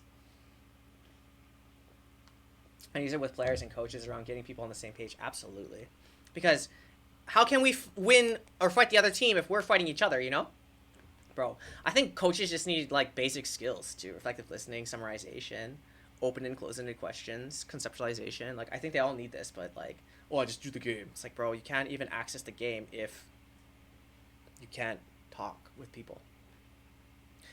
I was a family therapist when they argued. Yep, that's my role. That is my role, absolutely. And if you don't have those group skills, honestly, that's the difference between, performance coaches and, actual clins or, people who are trained, is that, performance, sometimes they don't know how to process or hold all the different, pieces. But I think clinically trained, or even MFTs, therapists, psychologists, are able to hold a lot of different perspectives at the same time, and then find the strings to realign everybody on the common goal to boost performance versus, working on individual skills, or, the team should think like this, or providing what they should be doing instead of understanding where everyone's coming from and seeing the common string and then using that to boost performance. But, hey, that's my perspective. Interestingly, the 2021 TLO team hated each other, but they came together professionally at the right time. Even if they hated each other, the 2022 team liked each other, but had difficulty working together around specific tasks or goals. Really interesting. That's really interesting. But at the same time, I wonder, though, Bowen, did that team that liked each other, did it feel better getting over those small humps or those impasses, versus the people who hate each other? And I wonder if those wins, if I hate you, didn't feel as good. It feels maybe a sigh of relief that we won instead of yes, we did this together, which I see all the time, Nope, it did not. Yeah, I mean, sometimes if you hate each other and you win, it's oh my god, thank god we didn't lose, versus when we win together, yeah, we did this, boys, yeah. That's a huge one. And because people were afraid of criticizing each other. And the funny thing too is sometimes dudes are like, I don't like drama. I don't like drama. I don't like fighting. And then we don't share what's bothering us. And then by not sharing what's bothering us or what we want instead, we cause drama and then we start fighting. But that's because we didn't express what we wanted to, or we wouldn't tell them what we needed. And then you ask them why they didn't do that. And they say something like, well, they're supposed to know, right? They know. They're supposed to know. And, I mean, which is the quintessential couples therapy. They're supposed to know. They're supposed to know. Just do the thing. They didn't know. They know that makes me mad. Do they? Do they? But the 2021 TL team didn't like each other for the most part, but they did put it aside at important times, but they would never be friends. That's interesting. That's really interesting. That's very professional. Absolutely. Maybe that's different than amateur than professional. They can put those things aside and play, you know? Some teams can't, and they're very enmeshed. Okay. It is increasingly important to continue to develop the depth and breadth of the scope of research as it suitably offers solutions and support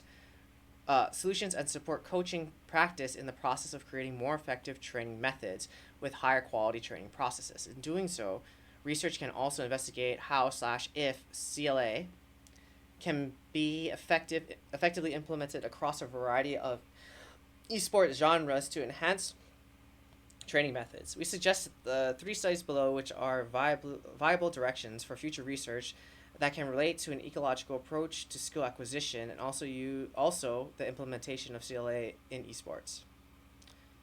Okay. Constraint-led approach. Okay. All right. 5.1.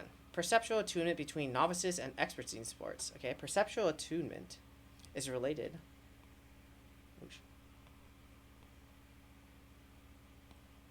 Is related to the difference between experts and novices. Oh, I wanted yellow. In the information they perceive and value to perform a task. A task. Within esports, athletes must progress up a ranking system which is seen to define the proficiency in their game. Yeah, yes and no. I mean, yes. I mean, sometimes though, like, that's the difference between coaches and players, because sometimes coaches can have a lot of knowledge, but their rank doesn't reflect it. And then the shitty thing is sometimes players don't respect their coach because their rank isn't high.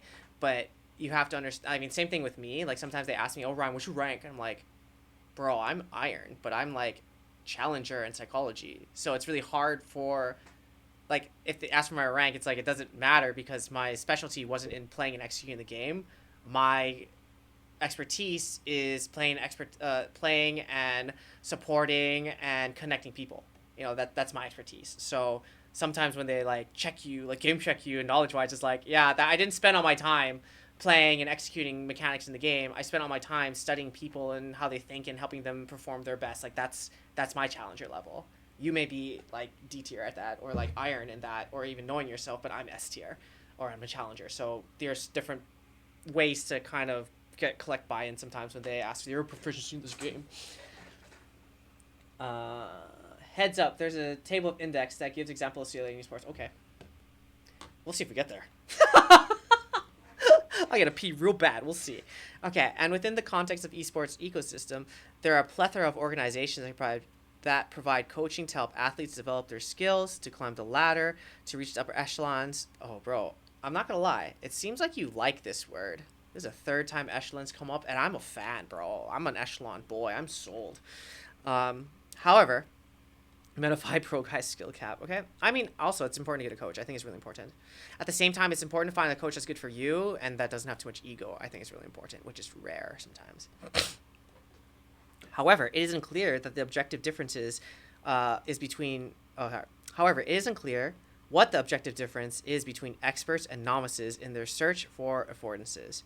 Research can use eye tracking technology through the vision of actions paradigm to allow an ecological investigation of attunement to visual information. So are they able to look up from their dribble and look at the mini map, the dragon timer, the what's in front of them, etc. I'm guessing, F key, etc.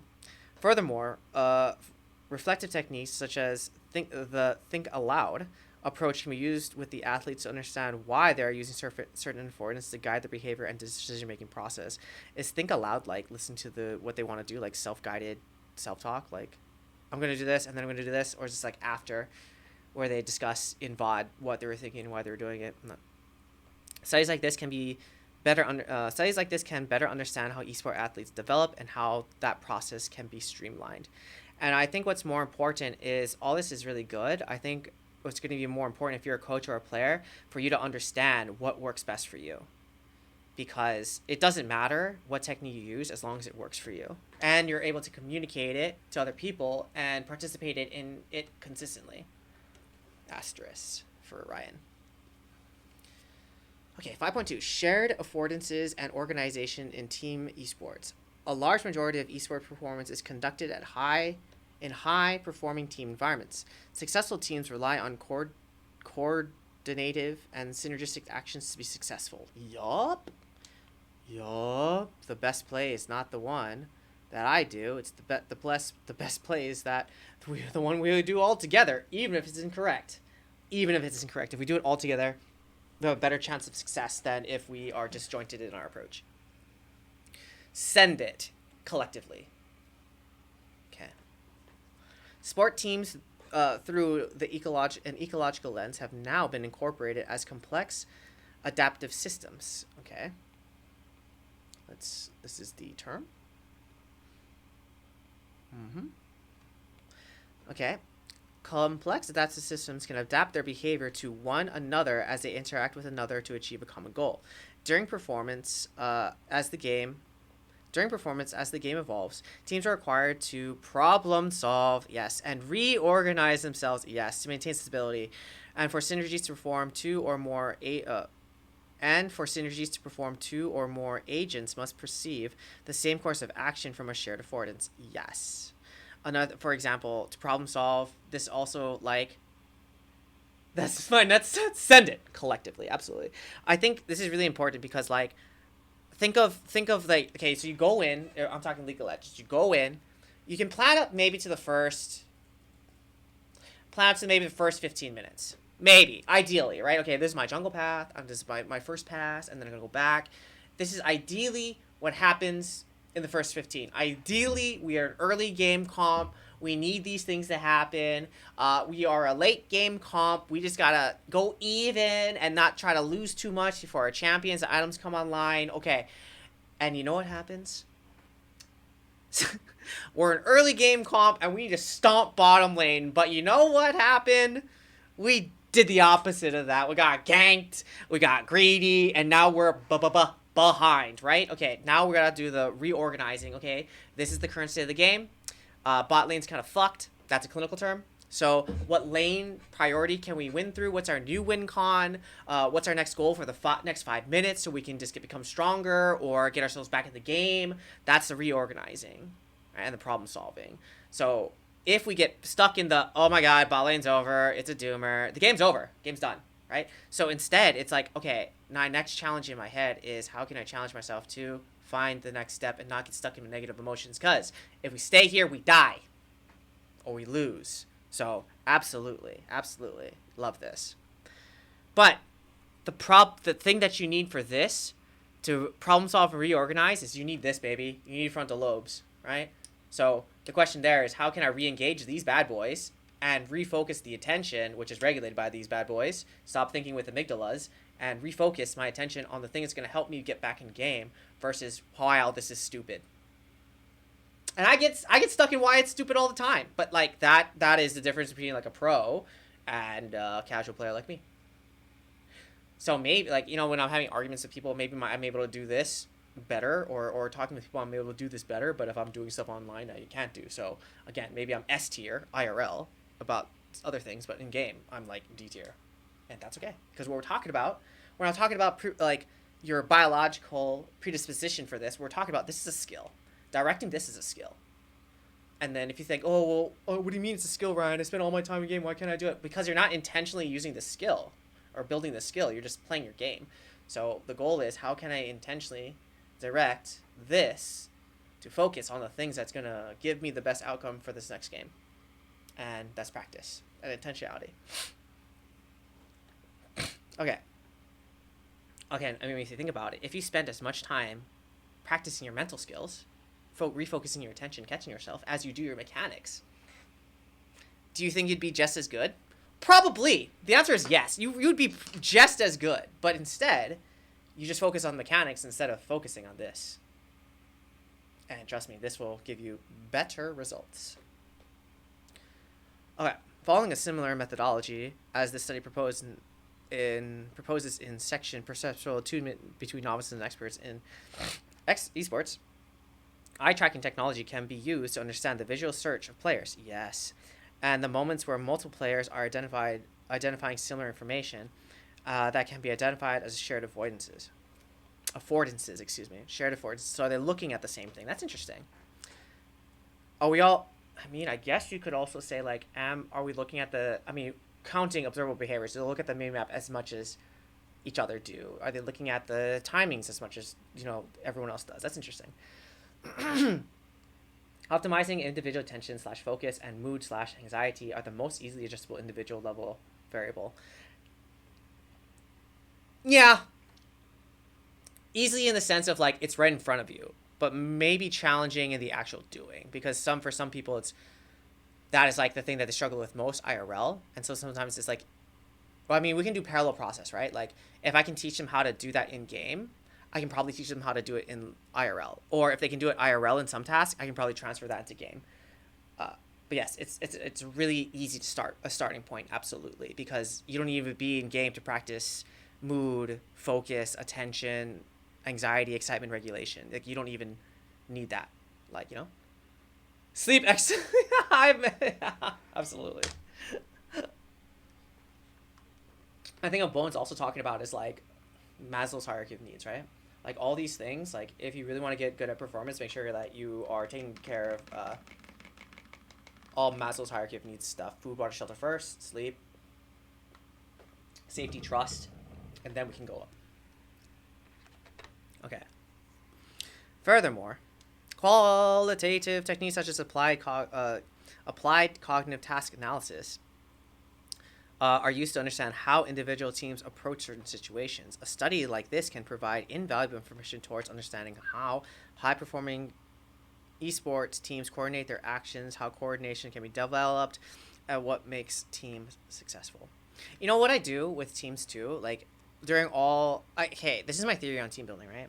It doesn't matter what you do for team building. Like some people are like, oh, we go to team dinners, or oh, we go to like escape rooms, or like do all this other stuff, and like, yeah, that's all good and fine and all. Like having a meal together and talking, it's all great, and going to an escape room, and that's all great. What's even more important than doing the thing together is, and what I think like psychologists need to do is like picking out the parallels between this process of them finishing the escape room, the ways and interactions that they do in the escape room or at dinner, or who's talking or who's processing or what everyone's doing, who's touching things, who's looking for things, who's like keeping everyone calm. Like through these different activities just allows you to see the different ways to interact, but it also allows you to see the parallels between IRL things and in-game things. And if you can elicit that from the team, did you see this interaction between these things? Or did you see when you're rock climbing and they're belaying you, how he was really trying to support you the entire time? Or did you see like you were trying to give up on the wall, how like he tried to cheer you on and show you what to grab for to make it easier for you? Does this ever happen in game? Oh yeah, he does it all the time. He supports me, like he literally is my support, and like when I get irritated as an ADC, he just steps in to try to calm me down. Awesome. Now, what do you think he needs from you in this moment? Because, when he was belaying you, he was, like, trying his best, but he could tell that he was getting tired holding you up there. So what can you do to help not make him so tired so he can do other things with people on the map? Oh, I never thought of it that way. Oh, I never seen that way. Yeah. Do you guys do this in other areas of your life? Oh, I do. Yeah, we do. So it's not the activity. The activity doesn't matter. Activity really doesn't matter. What matters is, can you see the parallels between what you're doing in game and in life and how it affects everybody on the team? And then how can we improve it? The activity that we do just serves as a context that is something that we're doing together, but it removes the directness to the game. You see what I mean? Like it's like talking about it without talking about it. But instead, oftentimes these things that organizations do, team dinners or escape rooms or rock climbing or whatever activity, they turn into parallel process, like parallel play, where we're all doing something, it's fun and exciting, but we're not really interacting. And so I think my job as a clinical esports psychologist is how can I show you what we're doing in game happens here too, and then how can we use this experience to fix some of the things or interactions in game and vice versa. I think that's the magique. Because it doesn't matter. It doesn't matter. The activity doesn't matter. It's the process afterwards that brings them all together, and that's the art of it, I believe. Plus, you gotta have fun. You gotta learn how to play with the boys, have fun, or the girls, or the team, have some fun. Okay. The application of the constraints-led approach to coaching in esports, and also like it doesn't have to be me. A coach could run it, right? It doesn't matter, as long as there's connections afterwards. Okay. Constraints are properties that can affect and shape behavior. CLA is a tool. Bootcamping is the single best way to develop team synergy. Amen. Amen. Even we were talking with Robert from CLG. Amazing. Robert Yet. And that's exactly something he said. Like, I would want to have a boot camp where it doesn't matter what we do. I just want to promote good first interactions, because if I can promote good first interactions and actually help a team become friends and friendly, when something goes wrong, it's not as bad, and we don't want to kill each other. So it's important that the first interaction we have is positive. And that's what I think he said the purpose of boot camps is, especially if people focus on not using their Discord for dude. That's something I establish. You know, like when we're doing team meetings, especially I'm over remote, like I don't want to hear any clicking. I don't want to hear any clacking. I don't want anyone having side conversations. I just want you to be here with us. Absolutely. Because if not, then we're just not there. You're in class and you're texting essentially, right? Like you're not in class. You're just hanging out with your friends. Or even worse, like you'll say something and be like, oh my God, I can't believe Steven said that. What a freaking loser. And now we're separating and not building team. We're separating each other. So, absolutely. Okay. CLA is a tool that coaches can use to manipulate certain affordances, esport dependent, to promote specific affordances in the environment. CLA is yet to be studied and applied in the novel context of esports performance and training. As previous literature, see section skill development and current esport research, has already indicated the need for, higher quality practice environment. Yes, CLA could provide suitable answer for more effective learning and development of esport athletes. Conclusion. The purpose of this perspective paper is to contextualize the application of an ecological and constraint-led approach between novel contexts such as esports. Within a novel context such as esports, by identifying the various principles of ecological dynamics, affordance or constraints, a better understanding can be developed of esports performance and can be used to inform training methods of professional or grassroots contexts. It is also plausible that such studies can uncover the knowledge that can be related back to traditional sporting contexts. Hopefully, this paper can encourage more skill acquisition research to look to understand the field of esports as it continues to grow in participation and competition. I like it. Okay, so great article.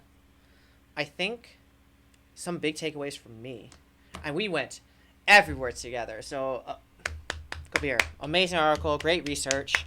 Love the work. Keep it up. I think for me, the thing that I'm taking away right now is if you really want to get good at esports, one, we need to focus on learning. And if that's true, we need to figure out your specific way of learning. What are you picking out? How are you regulating yourself? What are you paying attention to? And then as a coach, I think if you're going to try to promote the learning, scroll down, there's a table that's missed. I missed a table. Ooh, what is this? Appendix A. How CLA can be implemented in esports. A comparison between CSGO and League of Legends. Interesting. I love that you picked these two.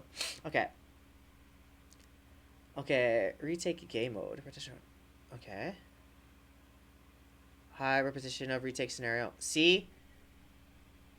you can do this in in CSGO, but you may not be able to do this in League of Legends because you can take retakes and practice that specific retake over and over again. You can't do it in League of Legends because sometimes you talk about playing League of Legends and like you'll see the bot dive is a common play in League of Legends, but this specific bot dive at this specific time with all these specific items and the specific champions and the champion's strengths may not ever happen again. So it's harder to talk about. But in this retake with the limited stuff that you can do with the specific guns, that's easy.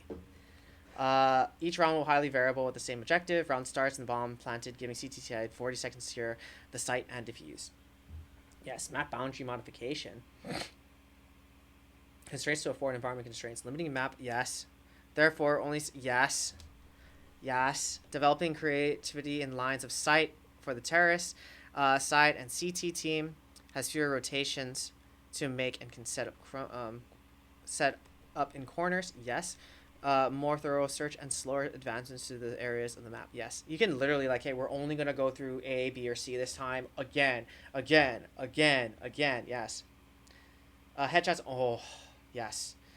Constraints to afford task constraint. Kills only from headshots. Yes.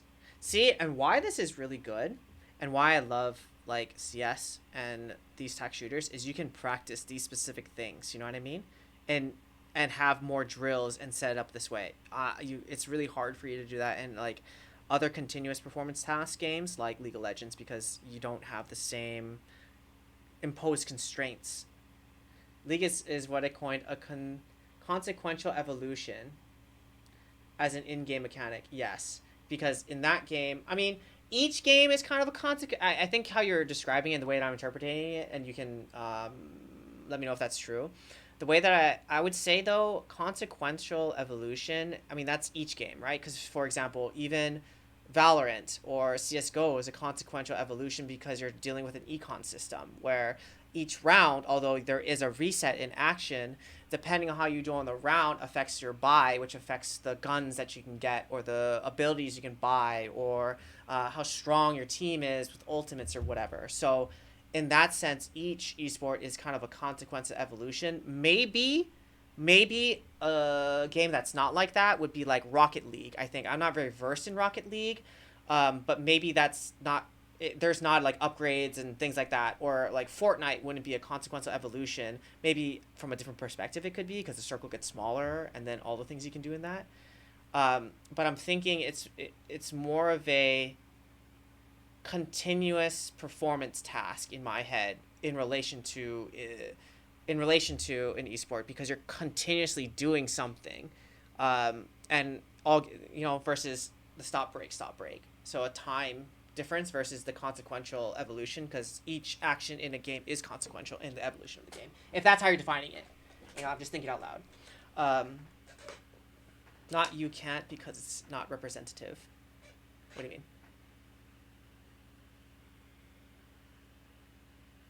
Or if a team practices with their team and focus on so when you're talking about blitz scrims, right? On the first 15-minute over and over again with teams in LCS had a challenger roster. You know the thing though, Bowen, that I would love to see that that we are actually able to do at Arizona State, which is really cool. Even though the I think between the A and B team at Arizona State was like very high. We had like challengers, like all challenger roster at the time, and then like a masters, grandmaster, and below rosters that was JV versus varsity. What was really cool, shout out to Miko, that we could do this. We did like blitz scrims, but also we drafted a certain way.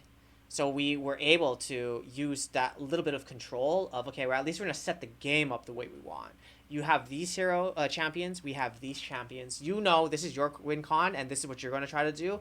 And we know your win con, and we're going to try to defend or make sure we mess up your win con. And then after that, we met as two squads to talk about it.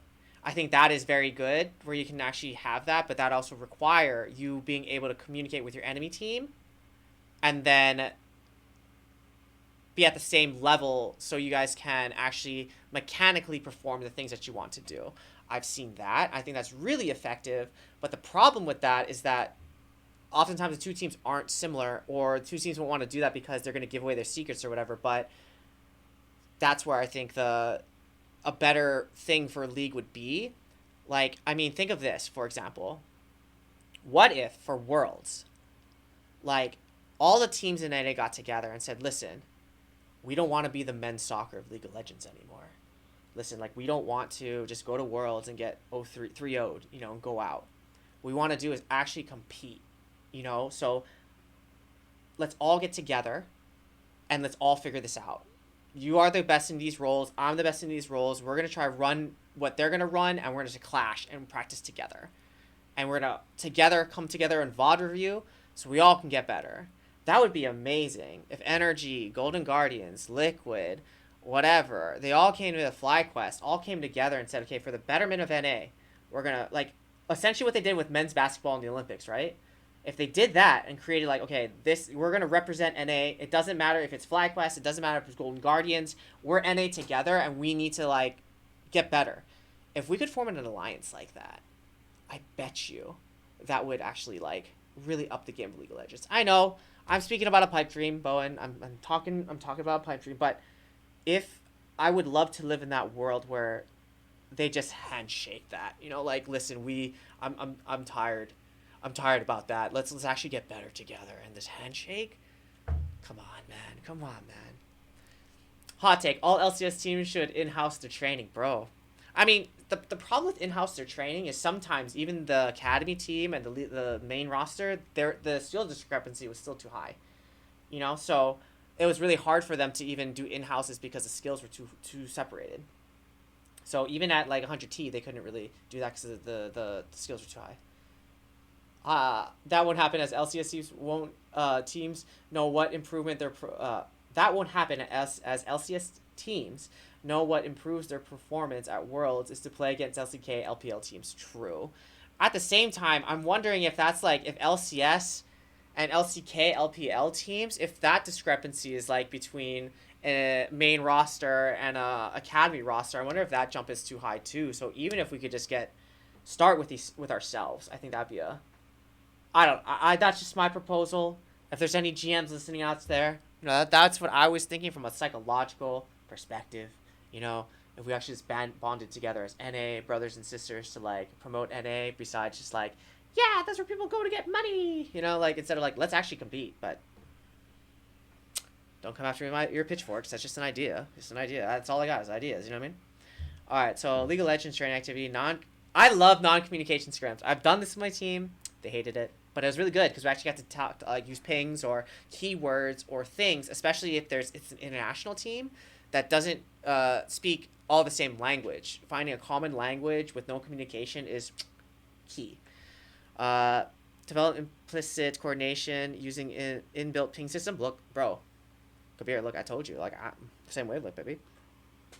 More effective use of minimap to gather information, absolutely. No vision scrim. Oh my god, this is good too. And see, what I love about this is you're using specific constraints to practice something else. Essentially, what this is like tying one hand behind your back and trying to dribble the basketball with your left hand the entire game, right? You're limiting yourself to a certain discipline to get better at that. For example, if you're a UFC fan like me, you'd say, okay, we're just practicing boxing today. We're just going to practice your jabs and use traditional boxing, maybe with elbows or whatever. And by doing so, you know the range and tools of just your boxing. Okay, then after that, all right, now you can use knees. Okay, so I'm use my boxing, and I can use my knees to pull in and find distance in the tie clench or whatever. Okay, that's what I'm practicing. Okay, now we're going to add kicks. Or just kicks, no hands. Taekwondo, right? The range of Taekwondo, the techniques of Taekwondo is totally different than kickboxing. So if you're able to limit yourself and limit your weapons that you can use, you can understand different distances, you can understand different techniques, and through being more specific and being more clean. And then when you mix them all together, now you can understand how to put them all together in an effective way. And Howling Abyss map, repetition without repetition. Map consists of single lane, promotion, action, high repetitive team fight situations, team fight execution. Yes, so again, these are very creative ways to focus on specific things in the game to get better at them. Right? So I love this, absolutely. And then I guess the transition to that is, how can you, as a player, practice specific things in game besides just playing the game? That's what I think Kabir want to emphasize. I love that, absolutely. Whew. Dude, this was a banger. This is a banger article. I enjoyed this a lot. So, again, I think it's important for coaches to think about these different things, because if they introduce these types of things, they can be a little more creative in their approach. They can actually promote the learning. I think another thing that's important to highlight from this is it's important for coaches in whatever they do to make sure that they always draw the line from this was the drill, this was the thing I wanted you to focus on, this is what you did, and this is how it's going to improve your game. Or this is what you did that we talked about, and this is what you practiced, and this is how it translated to that match. I think it's important for coaches to always draw these lines back down to the mental, like the work they're doing with me, the esports psychologist, to their work with their coach, their individual position coach or whatever, their discussion with the team. Because if you link the things that we've talked about and are doing to the things that they're doing in game, there's a more strong connection that, what I'm doing in practice actually translates. I'm building trust and confidence in my coach because what they've said actually plays out. And now I'm also building confidence in myself that I can actually point out the things that I'm doing and then translate them into in-game. So another piece is not only setting it up, but drawing the lines from what they're doing to their performance, because that's also really important for people to see. Because if they can't see it, then it's kind of like, I'm just playing a bunch of these games, not getting better, kind of a thing too. Yeah, I think the in general one is, bro, esports is all in your head. You know? I'm going to take you to the room. I think esports is all in your head. Like, this esports is different than any other activity. It's more related to school and getting good grades and studying and learning, I would say, than traditional sports. Because you lose that physicality, which is a huge component of like a traditional sports. Because, again, if you're using your body as a sensation collector, we're losing that piece of sensation. I guess in the other sense, it is a piece of whatever we called it. All right. Kabir, thanks for staying up so late, man. I hope you enjoyed me reviewing your article. Good night. Sweet dreams, my baby. Send me more articles to read. This was great. And also, if you know more research or you're interested in a topic, please send them my way. Join my Discord. You can throw it in the chat. You can find me and send this to me directly. If you're also interested in working with me individually to increase your game, or maybe figure out how you learn and how can we increase your learning and consistency in your game, whether you're a coach and you want to further define your coaching process, your coaching structure, whether you're a player and you want to define your way that you learn best and to create your own system of learning, hit me up on my website, PsychSensei.com. Fill out that free consultation form. What do you got to lose? It's a free 30 minutes with yours truly, one-on-one. And we can figure out your win condition, what's getting in your way, and hopefully help you become your best self. So you can find that on my website, PsychSensei.com. If you're a little more sheepish, you can join my Discord and jump in and start interacting with me now, whatever. But if you just want to lurk, and you want to see what I'm doing, find me on Twitter at the PsychSensei, and hit me up. You can also find me on Threads, same thing. You can find my TikToks, my Instagram, whatever, on my website, PsychSensei.com, and never miss a YouTube drop. And I have to schedule all those drops soon this week, maybe tomorrow. I've been dealing with a dead car or whatever, but catch all my YouTube stuff too. Just search the PsychSensei or PsychSensei, and you'll find all the content there. I will also be downloading this afterwards and then throwing it up in the VOD section. So please come hang out, use this knowledge, get better, let's get good together. All right, Bowen, thanks for coming. You're the GOAT. I'm glad you had fun, man. I'm working on the slides and where you'll get them. And to all of you, thank you for hanging out with me on this Wednesday and nerding out and watching some article readings and getting some nuggets for yourself. So, as always, my name is Dr. Ryan Terao, your Psych Sensei, teaching you how to think, play, and slay. One article, one thought, one giggle at a time. All right, friends, well, you be safe. I'll see you again this week. I'm going to try to stream a little bit more. In general, I'm hoping like 3 times a week or maybe 2 times a week. So for sure, I'll see you on Friday. For Mind and Munchies, actually, at 9 a.m. PST, where me and Casey will talk about values, how to find them, how to live them, what to do with them, all of it. So I'll see you at 9 a.m. PST for Mind and Munchies this Friday. All right, friends. Love ya. Mwah. Take it easy. Peace. Bye. And remember, friends, as always, stronger mental wins. Peace.